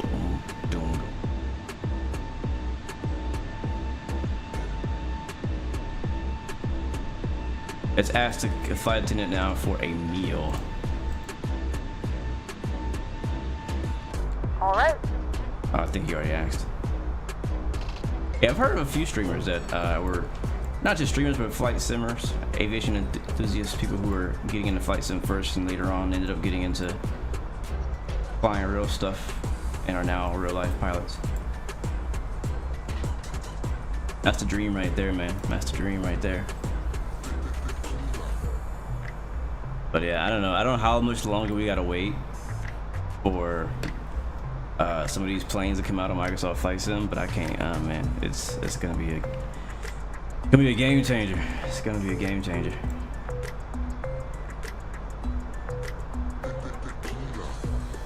Nice. Devin says you were a flight simmer before you got your PPL.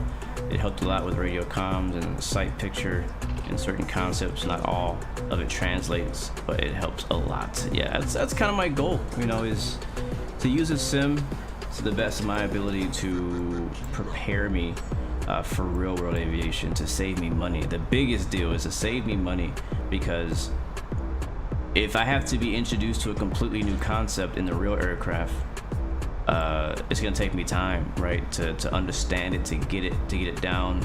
If I can practice that concept or prepare myself in any way for that concept in the sim and save myself hours of flight instructor time and in the aircraft time, that'll save me a ton of money. So that's the goal for me, is to ultimately save money doing it, because it's expensive. It's expensive. So, but as I mentioned before, I'll probably be talking about this for a while, but me and my wife are pretty excited. We're getting our first house. It's being built right now. It should be done sometime by the end of March. You never know, sometimes it gets pushed back, but that's when it's planned to be done. So I'll be moving there, and I'm hoping I'll be able to save money as well after that to start going towards flight training. That's really where all the money being saved is going towards, is that house right now. The ultimate chair flying, absolutely, bro. The ultimate chair flying. Because the thing they teach you, that I've heard that they teach you in flight training, is they teach you how to chair fly. And what chair flying is like I'm sitting right here. I would sit here in front of a blank wall or a picture of a Cessna cockpit, and I would imagine and visualize doing a traffic pattern and flying. I would put my hands out and do all this stuff and just kind of, just basically, it's kind of like when you're a kid and you're driving imaginary cars. Do you ever do that? I did it. I would be sitting in a chair, imagine I'm driving a car or flying a plane. So you do that, and and that's one way you can practice. And they call it chair flying. You do a whole lot of it. But if you have a sim that can do, if you have a sim and hardware, then I feel like you don't need to chair fly. You could chair fly but with a physical yoke. You could chair fly but with a physical or a virtual plane, I think I'd be much more, I feel like that would be much more, it would work better, right? Outside again. Flying with water right now. The next land we'll see is going to be Greece. Can't even see Italy behind us anymore. Hayden Cunningham, welcome to the stream. Welcome aboard, my friend. Good to see you. Actually, you can see Italy a little bit. Yeah, I can see it a little bit.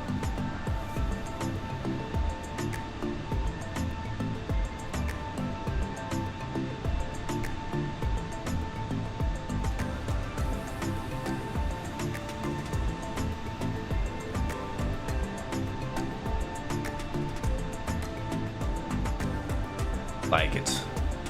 Like it.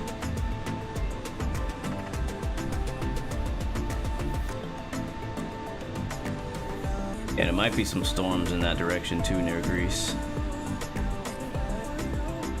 So is it this weekend? I think they're having the Formula 1 testing again. I think so. And I'm looking forward to watching Drive to Survive Formula 1 as well. Anybody in chat play train sim or what, like trains? I'm trying to learn a new train simulator game called Run 8 Train Simulator. It's like freight trains and stuff like that.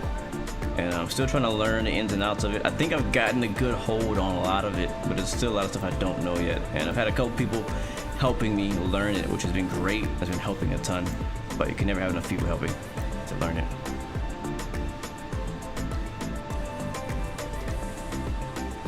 Aaron Neal, you play TSW2 a lot. Nice. That's cool. Yeah, I still play TSW as well. I still play Train Sim World, but it's kind of added to my train sims. So you know me. I'm a fan of all simulators. I play Microsoft Flight Simulator, X-Plane Flight Simulator, Train Simulator. I have like 3 different train simulators right now. 4, 5. I have a few. I play like most of them. And then I play Farming Sim. I posted a video about that a while back. You train your flying skills, but you don't have train simulator. That's a good one, Bone King. That's good. You run the Long Island Railroad in Train Sim World too? Cool. There's a new, I'm not sure if you saw it on social media, but there's a new New York City local train thing they're making for Train Simulator World. Look it up. Tram. There is a tram simulator, but I don't play that one. That's where I personally draw the line. I'm not that interested in trams. Mike, welcome to the stream, man. Is there a good tram simulator? I don't know. I know that there is a tram simulator. I just don't know if it's good. So try it out. Jan says I only have X-Plane. What else do I play? Farming sim, playing a lot of that. Train sim, DCS, fighter jet sim. Oh, have anybody in chat played? Are you into tactical first-person shooters? Oh yeah, I can't forget about truck sim. Yeah, of course. I played it a couple days ago. Truck sim and racing sim. Yeah, iRacing. Heck yeah. But anyways, I have been playing a couple different few tactical first-person shooters. A game called Ground Branch. Absolutely love it. It's like the best. In my opinion, it has the best like gun mechanics of any shooting game I've ever played. It's so good. There's also Ready or Not, which is super dope, like SWAT tactical. Yeah, it's really cool. It's like Rainbow Six. It's like how Rainbow Six Siege should be without all the trolls. And then there's a Squad, which is a little less tactical.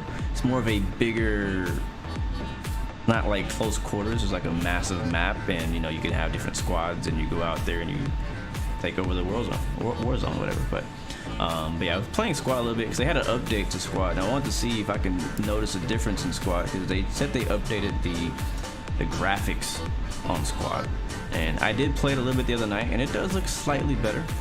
It's slightly, but it's slightly better. But I love the sounds in all those games. Ali Head, hello, my friend. Welcome to the stream. Good to see you, man. Happy Friday, bro. How you doing? Sounds good, Wolf. I'll check that here when I get done with the stream, man. Thank you so much. You're getting Squad soon? Yeah, that's dope. Yeah, look out for sales for sure. If Squad goes on sale, definitely pick that up. I highly recommend it. I feel bad because Aviation 360, he's probably not here right now, but I recommended it to him, and me and another friend of mine on Discord were playing it like a lot. And as soon as he bought the game, we stopped playing it. Not on purpose. We just moved on to something else, you know? You know how it is in gaming. You play a certain game for a bunch, and then you end up playing something else for a bunch, and then you go back to that later. Yeah, that's kind of how it is. Jaden Sausage, welcome to the stream, man. Oh yes, Insurgency. Yeah, Insurgency is dope, man. I haven't played it in a while though. I think the thing for Insurgency that I like Insurgency a lot. When I first started playing it when it was in beta and it was PC only, but as it grew it became less teammate dependent. And I guess I like it when it's so hard that you can't get through it on your own.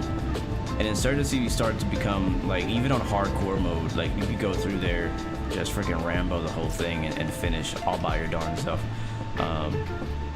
But I still love Insurgency. I love it, how it works. I love the game modes and all that stuff like that. But if I play it, I prefer to play with a group of people who want to all kind of work together as a team, rather than have one person on the other side of the map and me over here doing whatever I'm doing. You know, I like the more the co-op tactical gameplay style than just Call of Duty free for all. That's just my thing, you know. Giannis, hello my friend. Welcome from Athens, bro. We're almost to you, man. We're almost to you. We are 24 minutes out from Athens, Greece right now. Gia, what's up, bro? I was checking out your stream right before I started. Are you still streaming now, or are you? I would assume you're like doing like a 4-hour flight or something. But I was watching you right before I started my stream. Zachary, no, I do not have any info of that for you, bro. Yeah, I mean, I love Insurgency, don't get me wrong. It's a great game. It really is. But again, for me, I'm more interested in team gameplay, and Insurgency, in the way it is now, is more of just kind of go at it. Now, there's some groups of people who do play tactically, and that's something I like. So I don't have Insurgency installed right now anymore. I have to do all my games, and I didn't reinstall Insurgency. But I may reinstall it if a good update comes out. One thing I do love about Insurgency is I love the night vision goggles and how it looks at night. Oh, it's amazing. Doing back there. I'm not letting you out. You're not getting out.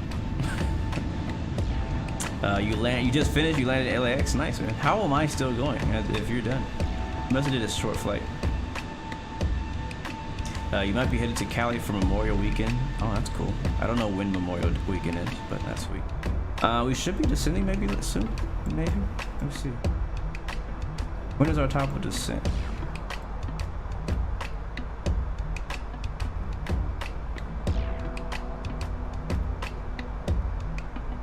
I have Enos next. We don't seem to have a top of descent drawn on our flight plan, which is a problem. Did we put our arrival? Did we put an arrival in here? Yeah, 4,000, 5,000.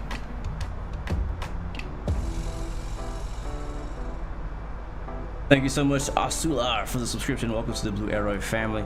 And from what I'm seeing on SimToolkit Pro, we're apparently within a controlled airspace now, but I don't see anything showing up on VATSIM. Actually, there it is, right there. There's the beep beep. Yep. 129675. I got you, bro. Let's see if we can understand this guy. 129 675. Here we go. We'll bring the music down. Hear these guys. And let's do it.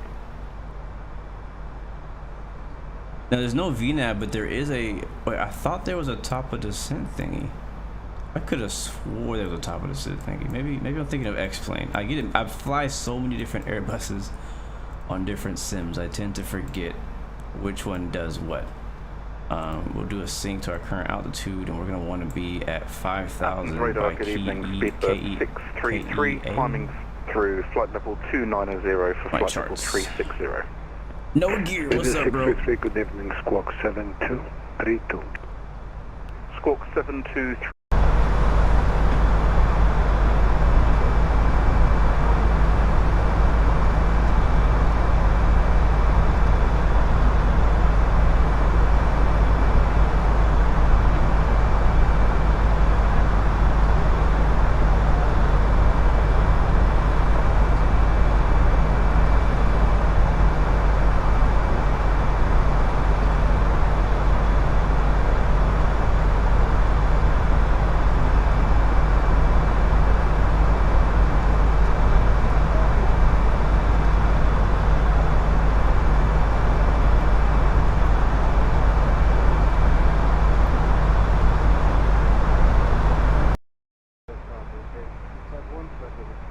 It will ask you to enter your destination data. Cargo Consider that your top of the scene. Gotcha. 72 forward 1. Well, let's get our whatever for there it is right there, our airport right there. Sheesh. Gaza Cargo 8251, be advised, I copy you 1 by 5 on voice.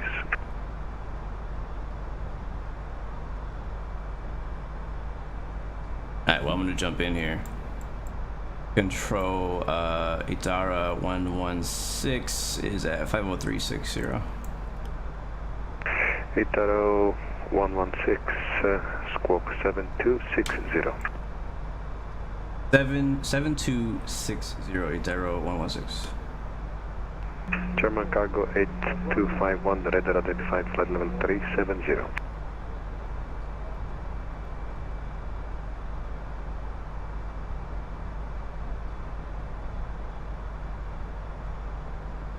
Alright, so we just wait, I guess. We gotta get clearance to descend now.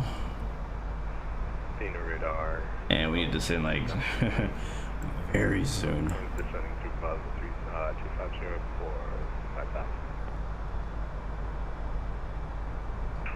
Orange 373, continue your descent for ILS 03 left. Expect 03 left. Orange 373. Where's he landing at? What airport is this? And Orange 373, please set squawk 7273. 7273, Orange 373. Alright, we do have an ATIS in Athens, Athena. Looks like where's it? Expect ILS 2 approach, runway 3 left departure. Okay, that's a change. That's not what we had planned at all. So we want to change this to arrival ILS 2, or is it 3? Orange 373, continue descent at your own discretion, and next report established ILS 03 left. Oh, expect ILS Zulu, Orange 373. runway 3 right, 3 left, 3 left, 3 left. Orange 03 left, confirm. 03 left. Orange 373. Roger. 3 left, Zulu. That's gonna change everything. I think it's time for us to send, possibly. Especially if we're going the other way. Go ahead and ask. Control ITA 116 is requesting descent. ITA 116, descent flight level 170. Down to 50170, ITA 116. Alright, we're descending. And we'll get our destination data put in here. ITA 116, proceed right direct NEMES. Direct NEMES, ITA 116. Let's go back and do that first. Here's NEMES here, so we'll erase. We're gonna erase that. ITA 116, expect NEMES to Charlie arrival, ILS 03 left. NEMES 2 Charlie arrival, ILS 03 left, ITA 116.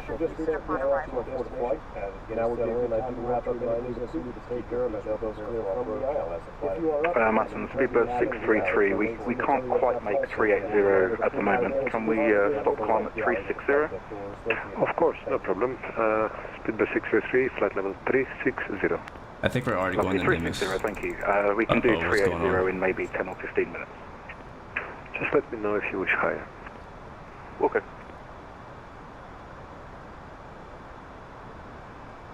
Trying to find out what the plane is doing right now.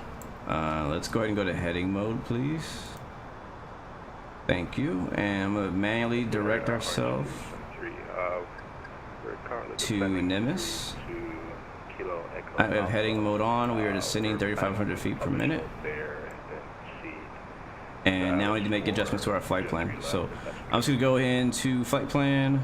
Of course, no problem. Destination, arrival, ILS 3 left Zulu, NEMES. And then let me know if you wish, when you wish to go lower. You say Charlie? To flight level 100. That was Bravo. Know when we're ready to proceed to Oh, look at this. Oh, man. I'm going to start recording a replay right now. Because this whole arrival was just gorgeous. 1 at flight level 310, proceeding to flight level 380. Saudi 041, continue your climb and squawk 7277. 7277, Saudi replay is now recording with flight control replay add-on. Alright, cool. So we're descending now to NEMES. He cleared us down to 17,000 feet, flight level 170. The weather in Athens is can I change my cruising surface winds of 230 degrees, 1 knot visibility. Flight level 360. Before we do that, we need to get this set up. So we put NEMES. Let's go to Charlie. That's the one we have. We'll say, I don't know. This is when it gets interesting, especially when they start throwing changes to you while you're approaching the airport, you know.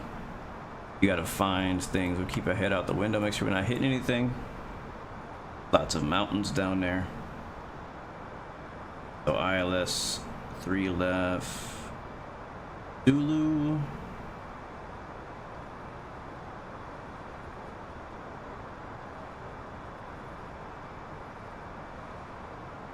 And our star, the NEMES Bravo, what we were already doing,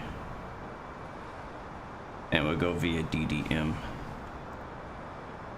if that's an option, and it's not.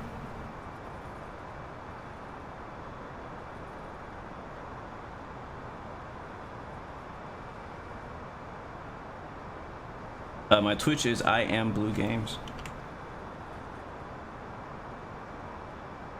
We want Pelag. Yep, that all is good. Insert that. Alright, how's this look on our thing? It looks weird. Looks really weird. NEMES, DDM, Pelag. Intercept. I think that's right. Yeah, I think that's right. Let's go ahead and get that going.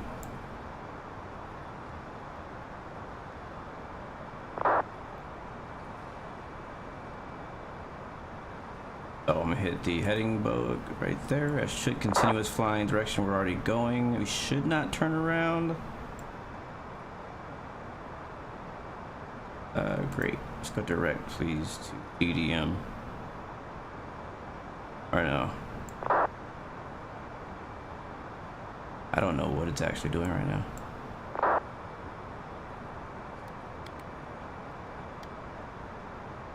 Okay, it's still going the NEMES. Okay, cool. Good. Alright, let's get slow. Our speed's okay. Haha, Deuce Legend always coming through with the bird landing checklist. What it do? Leo, welcome to the stream, bro. I was so upset last night, man, that I couldn't join you guys on DCS World, but it's all good, man. We were out. I didn't get home until late. I think this is all good. So that's doing its thing. We are on nav track. Yep, descending for 17,000 feet. About to level off here. We should hear something from our controller here in just a second. Let's go and get our destination data while we have a second to breathe. So that QNH. Thank you so much, Sinclair Jones, for the subscription. Welcome to the Blue Arrow Roy family. Thank you very much. Let's see, that altimeter is QNH 1014. Aviator Dan, what's up, bro? What is going on, bro?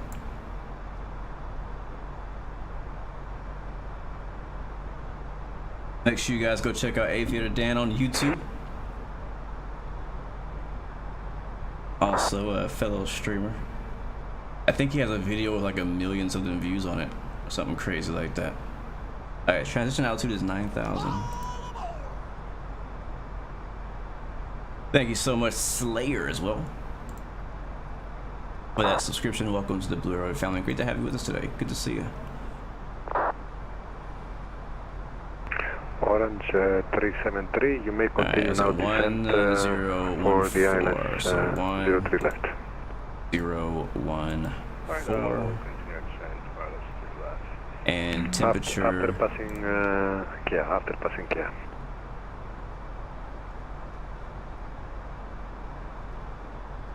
+8. That's 8 degrees Celsius. It's weird. I have to read it out because it's like all written. You know what I mean? Like it's information alpha. Let's see, 8. What's that say? 50. Expect ILS Zulu approach runway 03 left. Depart runway 03 right. Transition level is actually 10,000. I have to change that. Surface wind is 230 degrees. Okay. 230 degrees. 19. Wow, it's very calm winds. I'm surprised I even put that on there. And then transition altitude is 10,000, so I'm going to retype that in, drop that right there, and that's all we technically need from them. And I'm going to grab our decision height.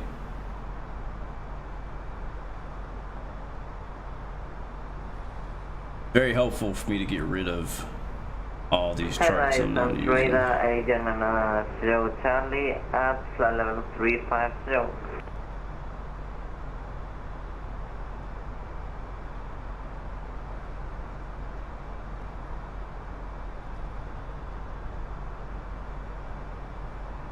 You're doing sectors in Microsoft Flight Sim now, 3 out of 4. Wow.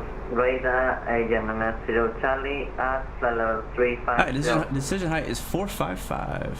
AGN 90 Charlie, continue Unicom 122.8. That's going to be rear Unicom arrow. 122.8 for agent 0 Charlie. Thank you so much for your service. Have a nice one. Alright, that's good.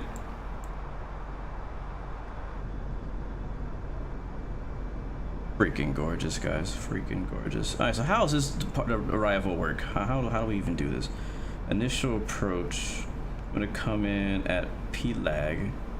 Go through KEA. Sounds pretty simple.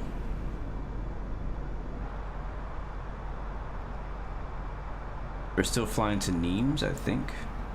Nope, we already passed NEMES. Going through DDM. That's part of our arrival.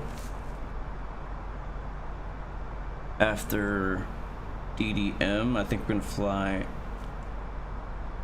No, where are we going after that? Wants us to go all the way over here. Yeah, that's right. Actually, yes, I'm gonna go this way, all the way out to PLAG, make a right turn, and back into land. The only question for me now is how high am I supposed to be for that? Is there a restriction, anything like that I didn't know about?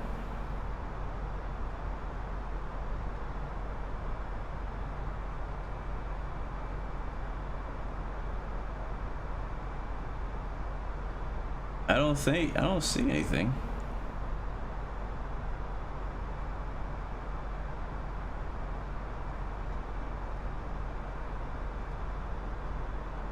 I had to ask on the ATC side. I feel like we might need to be at 3,000 feet. Yeah, we do.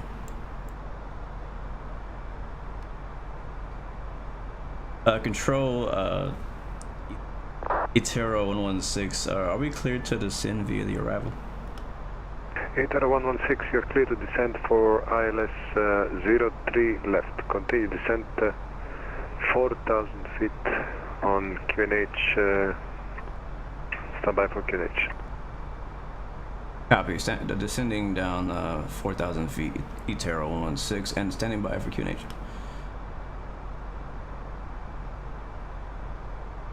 I don't know if we're gonna make it that low that fast. Athens QNH is 1014. Copy 1014. Alright, we got a lot of altitude to lose in a short amount of time. I'm gonna go into OP descent. Our airport is right over here, so we can see it. Yeah, the chart doesn't show a flight level, but the European charts are different too. You know what I mean? It's been a while since I've actually flown by the charts in Europe.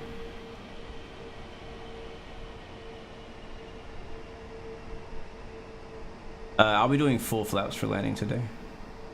Alright, where is Athens, guys? See if you guys can spot it.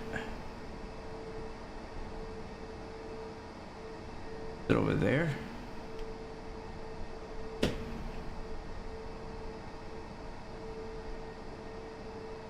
If I was, you know, a good streamer and prepared, I could have brought up the charts for you guys and on the screen to look at it with me. I might still be able to if I don't know, we'll see. I need to focus.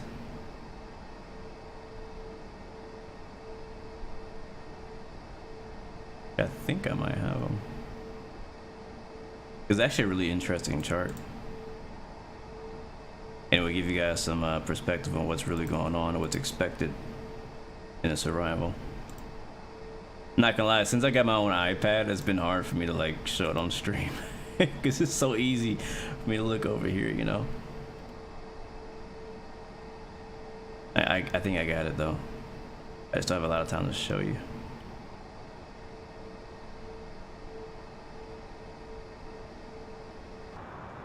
I need to select full flaps on the approach screen.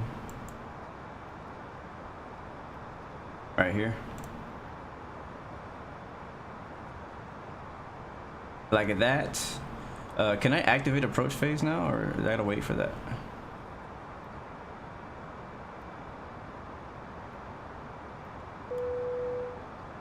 What does that sound? Please return to your seat as the seatbelt sign is now on. Is get all lights on ahead of time. Athens. Flight attendants will be passing through the cabin to collect any Orange crash one 373, you may turn from now direct to final approach fix 03 left. Please also store any carry-on items either in Alright, the back pocket or under the seat. Turn direct to final approach Please fix. all Wi-Fi related tasks and stow any larger electronics. I'm trying to find the airport. We're within the range to see it. It is set. Oh, might be a little far. About 40 miles at our 10 o'clock.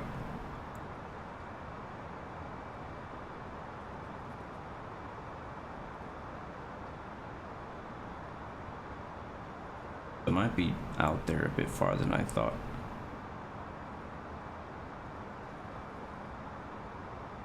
Yeah, I don't see it yet. I thought it was like right down here, but it's not.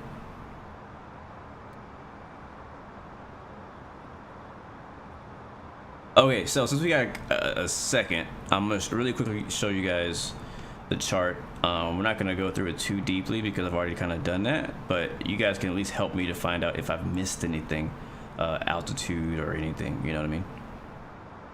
Because we're descending, we're under control. He's giving us the clear to go all the way down to 4,000 feet. And we're actually now low enough to switch to our transition level of 10,000, so we'll go up to 1014 is the QNH of the area. I'm also going to double check that we do have the ILS programmed here in our RadNav. It is 105, 105, that is correct too. Back to perf.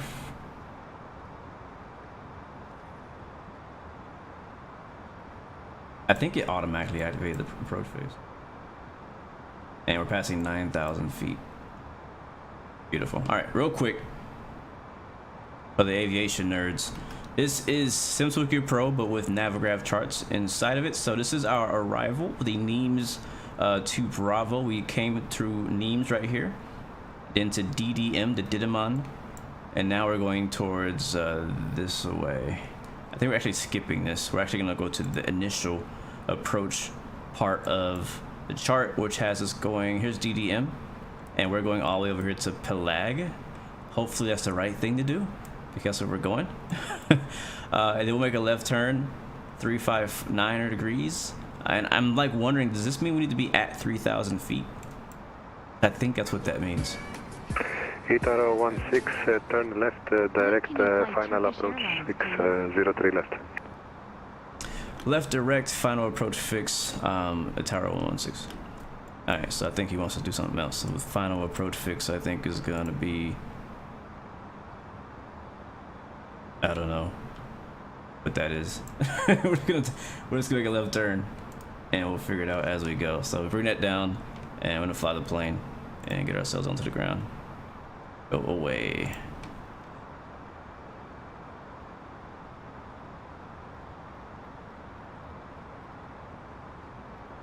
Down click there, make a left turn.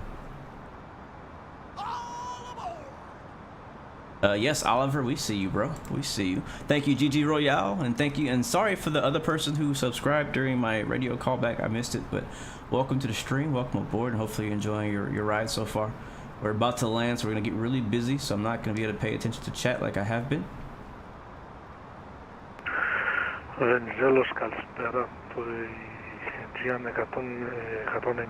we're gonna slow down to Delta receive request ATC clearance.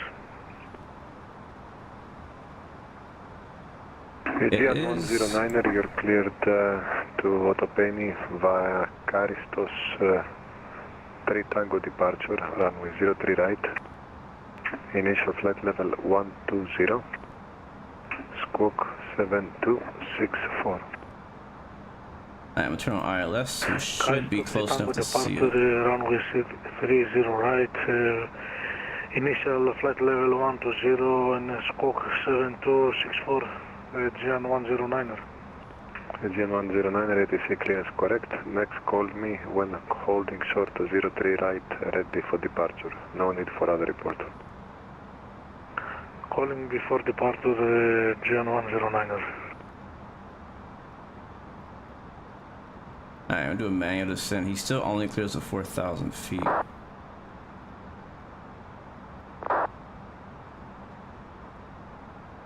Alright, real quick check. Land lights are on. Good. Seatbelt signs are on. We are slow enough for that first notch of flaps, so bring them in. Airport should be right in front of us.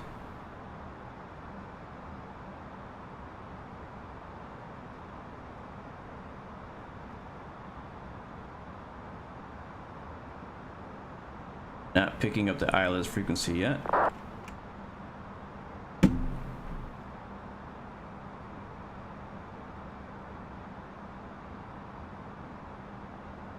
Oliver, I do see your messages. I'm not sure why you're not hearing my responses. But to answer your question, I have not made the schedule for next week's stream yet, but I do know that I am planning on streaming on Monday. I just don't know what or where. It'll be the usual time. 1600 Zulu, which is 11 a.m. Eastern. All right, here we come. Sun setting behind us. And we're looking good. Turn the sounds up for the best part of the flight, the landing. Yeezy, thank you for the subscription. Welcome to the Blue Arrow family. Good to see you. Welcome aboard. And yes, we do have the flight control replay recording our replay. Clear to land runway 03 left. Wind 230, 1 knot. If you can look down here at our main MFD or PFD, you'll see that the ILS for runway 35 left is now detected, and we are 25 miles away. So we could honestly hit approach right now, and nothing should happen. As you can see, nothing does happen, and it'll wait till we get to that green dotted line right here, and then it'll turn and fly us to the runway. Also, we have traffic ahead of us about 1,000 below. Thank you very much, Walrus Walnut, for the follow. Welcome to the Blue Arrow family. Good to see you. Welcome, welcome, welcome. Check out some of this sunset.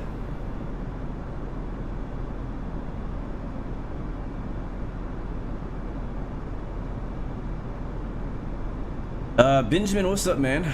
Sounds like a pretty good suggestion, honestly. And we do need to head back out to South Africa. That is a fact. So if you could do me a favor, bro, and drop that suggestion over on my Discord under the feedback section, and also include the ICAO codes of those airports. and I can look into flying there when I make my schedule. But if you say it here, I may forget, so that's why I say to put it there. ITA 116, contact Athens approach 132.97. 132.97, ITA 116.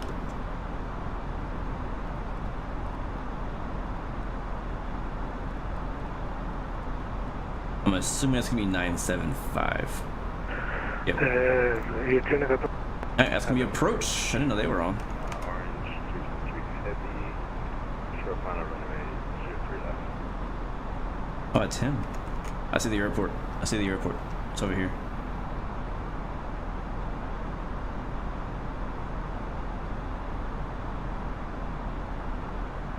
Athens approach, good evening, this is GN109, stand Bravo 3, request pushback and startup. Yes, I would love if they added the A350 to Microsoft Flight Sim.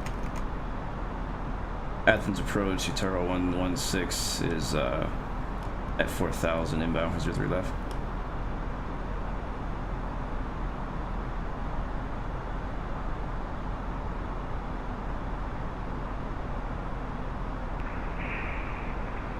India Yankee 116, hello. Please report fully established ILS Zulu 03 left. Roger, we'll report when fully established on the ILS Zulu 3 left, Itaro 116. We're almost, there it is. Airplane is turning itself to the ILS, we're gonna slow it down.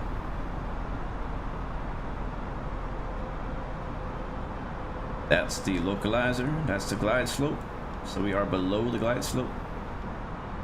And it is turning us to align us perfectly on the runway.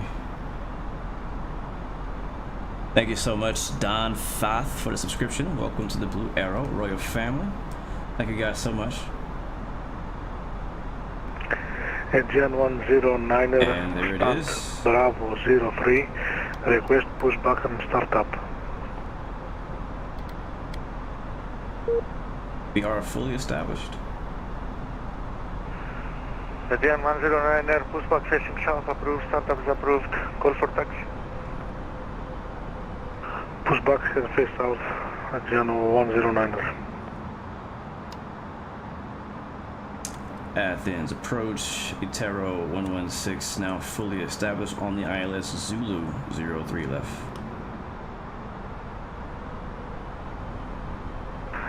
116, continue approach runway 03 left. Continue approach 03 left, 116. Aegean 109er, please reset squawk 7204. 7204 Aegean 109er.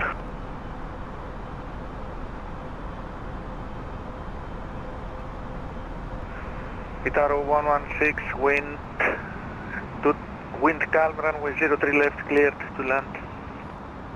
03 left, clear to land, Itaro 116. Alright, speed's coming back. We got flaps 2 in there. We are 10 miles out, actually 7.5 miles out. There's our airport right there. We got our landing clearance. Landing traffic is now exited the runway. And here comes the gear. Orange 373, taxi via Alpha 13 Kilo. Stand of your choice.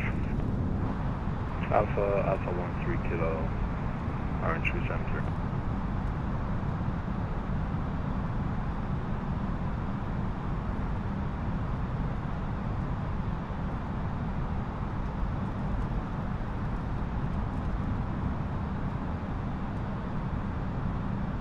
Alright, again, flight control replay is recording our replay, so stand by after touchdown. Do not get up too soon. Make sure you keep your seatbelts on once we get on the ground, and we'll watch the replay together. Alright, 5 miles.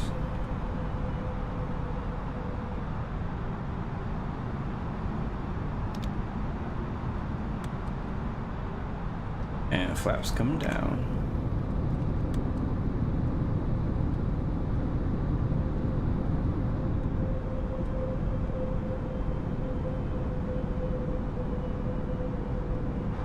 Beautiful arrival, man. Beautiful arrival.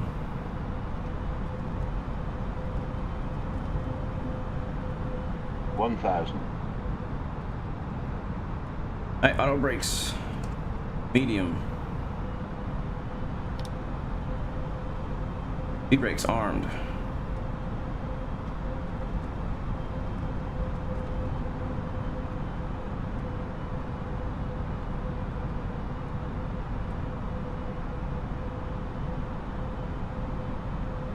And you know what? It's a nice clear day. I can see everything good. We'll go by controls. Alright, I have the aircraft.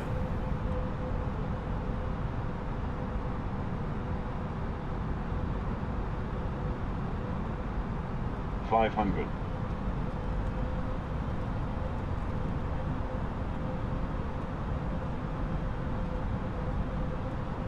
$400.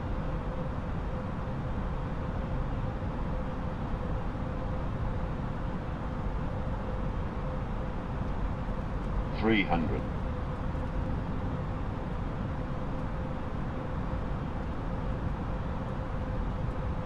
$200.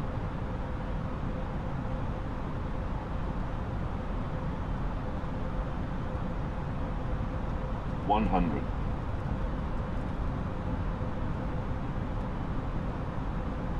$50, $40, $30, $20, $10, $5. Oh yeah, there it is.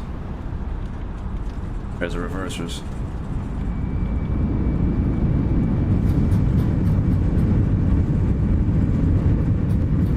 And we'll make this one right here.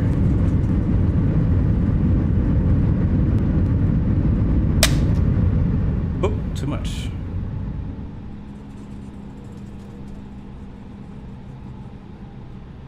Ladies and gentlemen, welcome to Athens.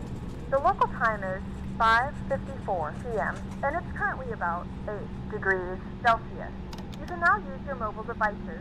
Please remain seated until the aircraft has come to a complete stop and the seatbelt sign is turned off. Remember to use caution when opening the overhead bins, as items may have shifted during the flight.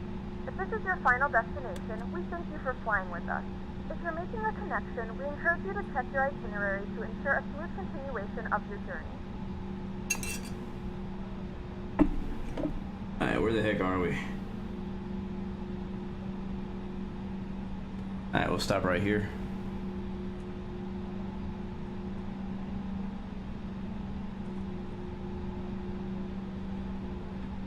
We're on Alpha 9, I think. Athens approach, ITA 116 is clear the runway at Alpha 9, requesting taxi back to parking. ITA 116, taxi by Alpha 9, Alpha 13, Kilo, Charlie, gate of your choice. Copy that. Clear Alpha 9, Alpha 15, Kilo, Charlie to the gate at Terra 116. All aboard! Beautiful guys, welcome. Ramon, thank you for the subscription. Welcome Athens approach to the Blue Arrow family. And ladies and gentlemen, the rest of you guys, welcome to Athens, Greece. Aegean 109 at taxi to Delta 2 holding point runway 03 right via Delta 5 Delta. Report fully ready.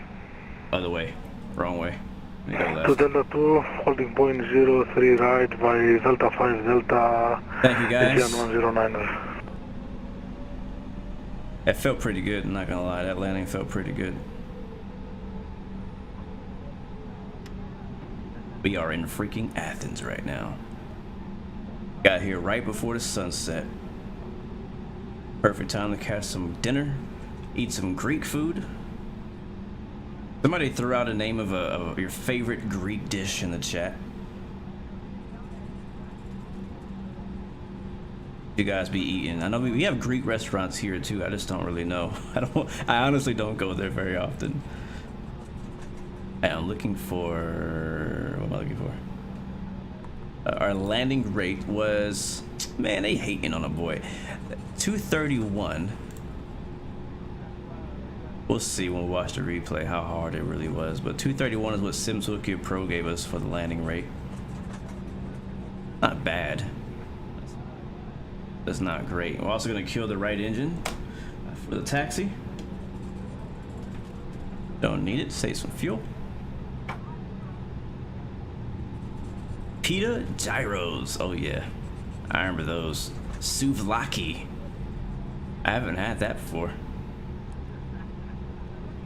I do love Greek pita bread though. That sounds good.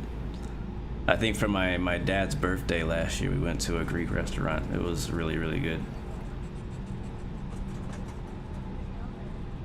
Asked me to right turn up here. Alpha 13.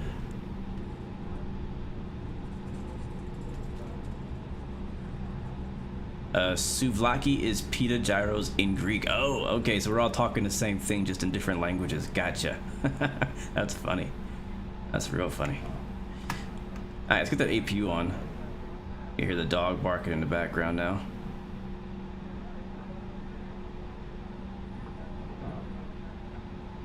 APU's powering up. Again, we have the right engine off now. Do I have a view of the right engine? I do not. Oh, those are still down.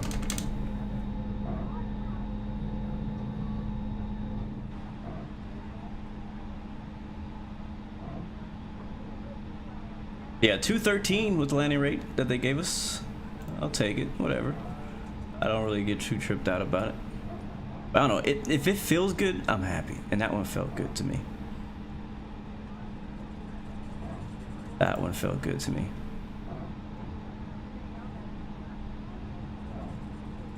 Arctuli is two different things. Oh, look at this bridge. We're at Fly Tampa, Athens, by the way. Hold on, I'm gonna take it real quick.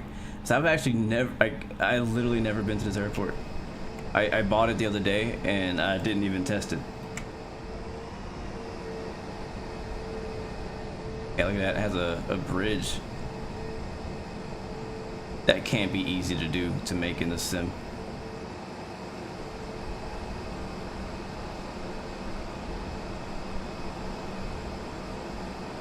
There it is. Alright, let's get these taxi lights on and the landing lights off.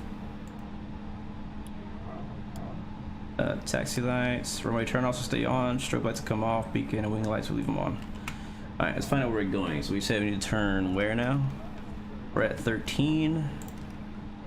Kilo Charlie. Okay, yeah, so straight.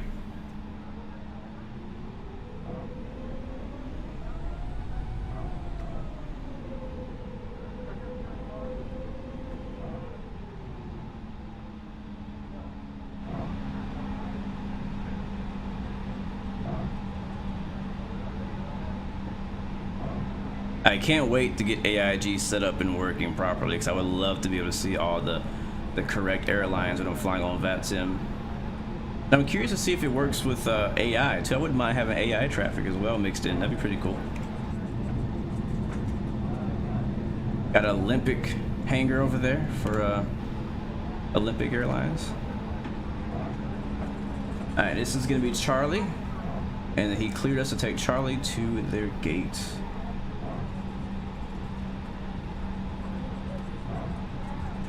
How do you practice for VATSIM ATC communication? You practice by doing it. That's really the best answer I can give you.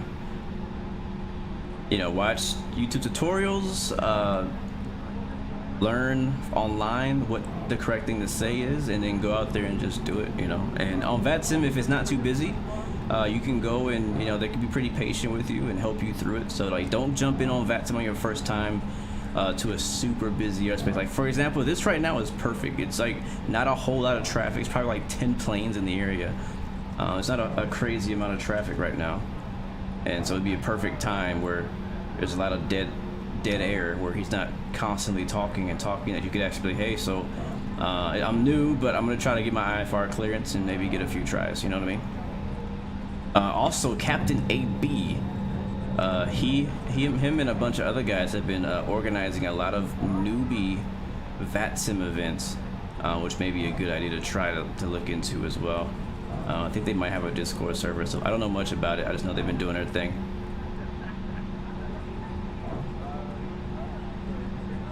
Tax says on his first VATSIM flight, he accidentally flew into a VATSIM event. That's hilarious. That's amazing. Yeah, the airport looks pretty solid, man.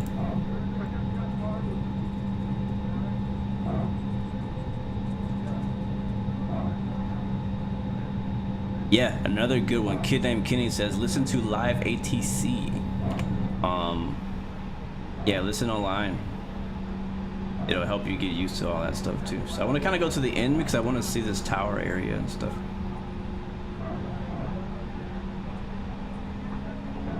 The APU on yet?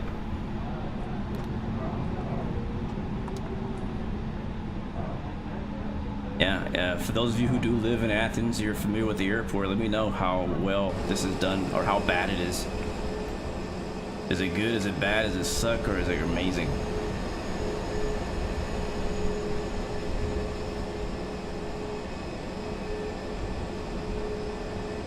Alright, we'll take this spot right. I'll take the next one over there where the pushback truck is.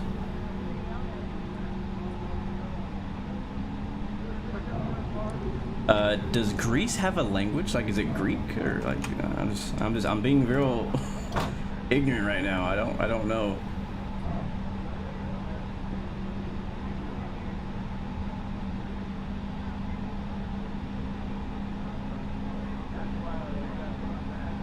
I love the ground textures down here. Absolutely love it.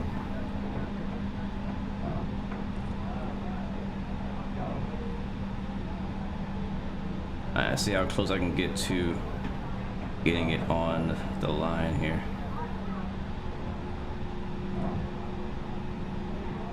I like the people over there just hanging out. And right around there should be good. Set our park and brake. Got the engines off.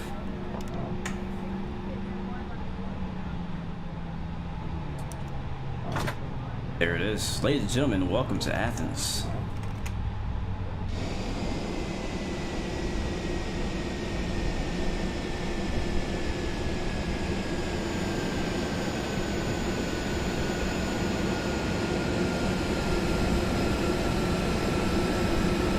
So what you're hearing right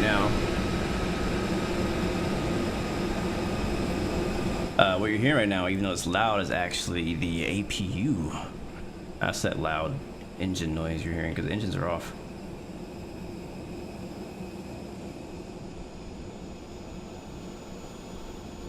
There it is. All right, let's get out of it. Oh, that's a good screenshot right there too. Let's go watch our replay and see how we did. Nice, nice, nice. I like it. I love flying to new places. I really do. And Athens has been on my list for quite a long time. So, all right. So again, like I mentioned earlier, we are using a third-party application called Flight Control Replay. And what that is it allows us to watch our replay. Microsoft Flight Sim didn't originally come with a replay function, which was a big hit and miss, or a big miss in my opinion. But Flight Control Replay, which also has their app that works on P3D, I believe, decided to make an application to allow you to watch it back. Well, now Microsoft Flight Sim does actually have its own replay system, but it's only in the developer version, and it's kind of buggy, to be honest with you. And I tried it, and I liked it, but I also kind of didn't. Passenger satisfaction was pretty high that time, guys, so nice, good job. Pack X will go ahead and disconnect from VATSIM. A huge thank you to Athens Approach and Control as well as the ATC we had over in Rome. Very good. Loved hearing all the accents. You guys know I love that stuff. I love that stuff. Yeah. All right, now let's watch our replay back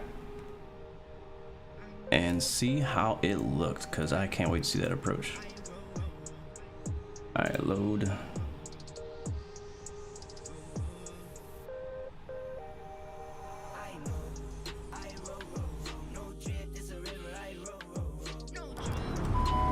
All right, there we we are.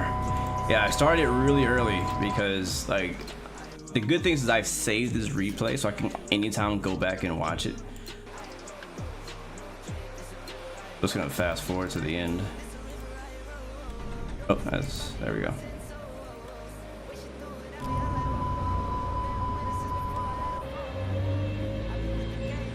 Now what I should have done, dang it, is I should have left the engines on. I don't know what I was thinking. Okay, I should have left the engines on, because if you don't leave the engines on before the replay, it'll actually just give you that really weird sound of the engine going on and off the whole time. So we'll probably have to watch the replay with no engine sound at all.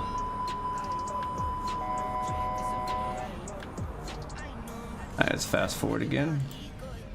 Scenery is loading back in. 2000.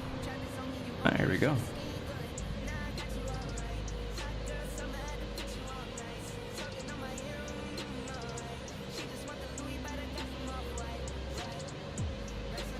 And also what I want to do, if it'll let me, maybe not, oh, maybe it will. Yeah, it does. It doesn't rewind the time back, so if I want to get the same time we were landing, is just go back a little bit. There we go. Thank you, Benjamin. I'll definitely go take a look at that, man. Here we come over the interstate, whatever you guys call it over there.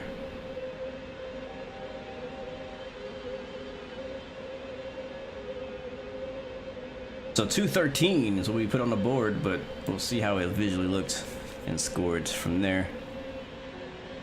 Come on, sit out, my friend. Good to see you. Welcome to the stream.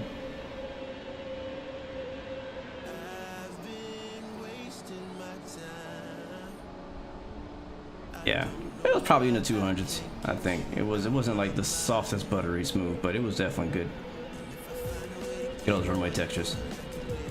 Oh Jesus Christ! Why is it going so fast? Did we pull off that fast? Jeez.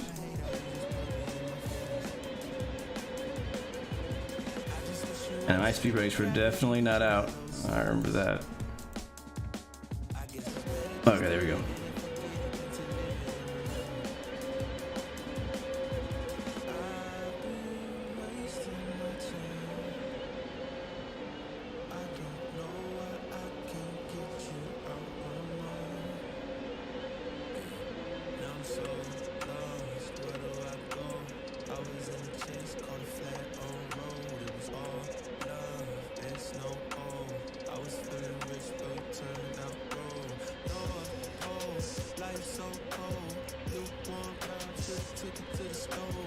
Here we go, over the threshold. 50, 40, 30, 10, 5, touchdown. I love the ground smoke. Can I watch that in slow-mo?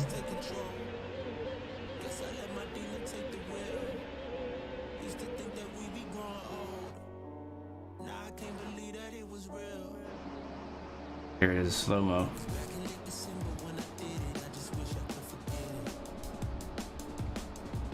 Yeah, we didn't get the center line like I wanted to, but I'll take it, man.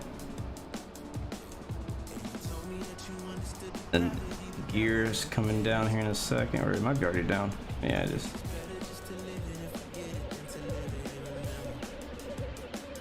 All right, rewind. Thank you so much, XR269.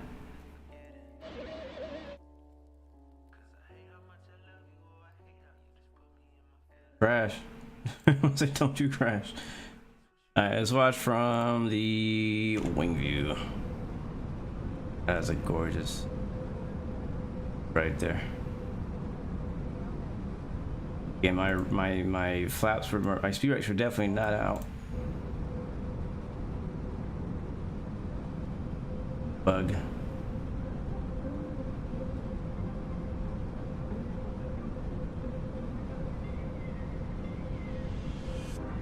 I like Greece. I like it out here.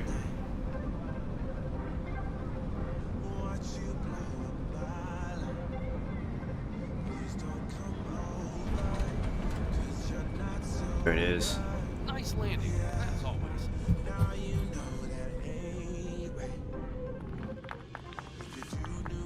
Alright, well guys, that's gonna be it for today's stream. Thank you guys so much for coming out, chilling with us, riding along with us.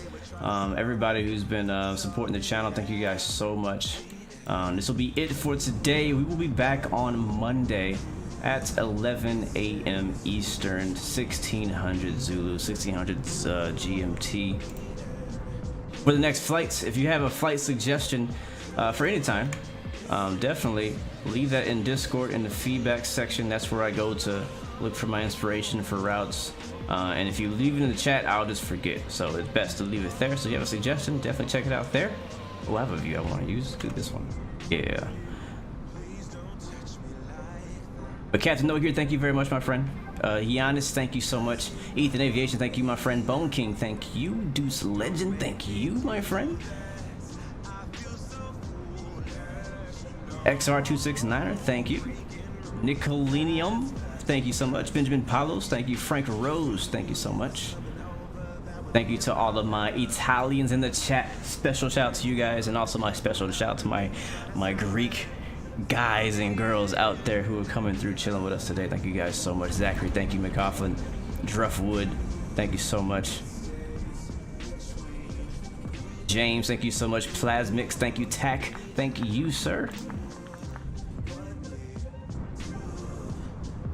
That'll be it for me today, guys. Alexandru, thank you so much. Until next time, guys, remember you have 3 choices. Give up, give in, and give it all you got. Peace, love, and God bless you. Have an amazing weekend. See you guys next time, next video. I'm out.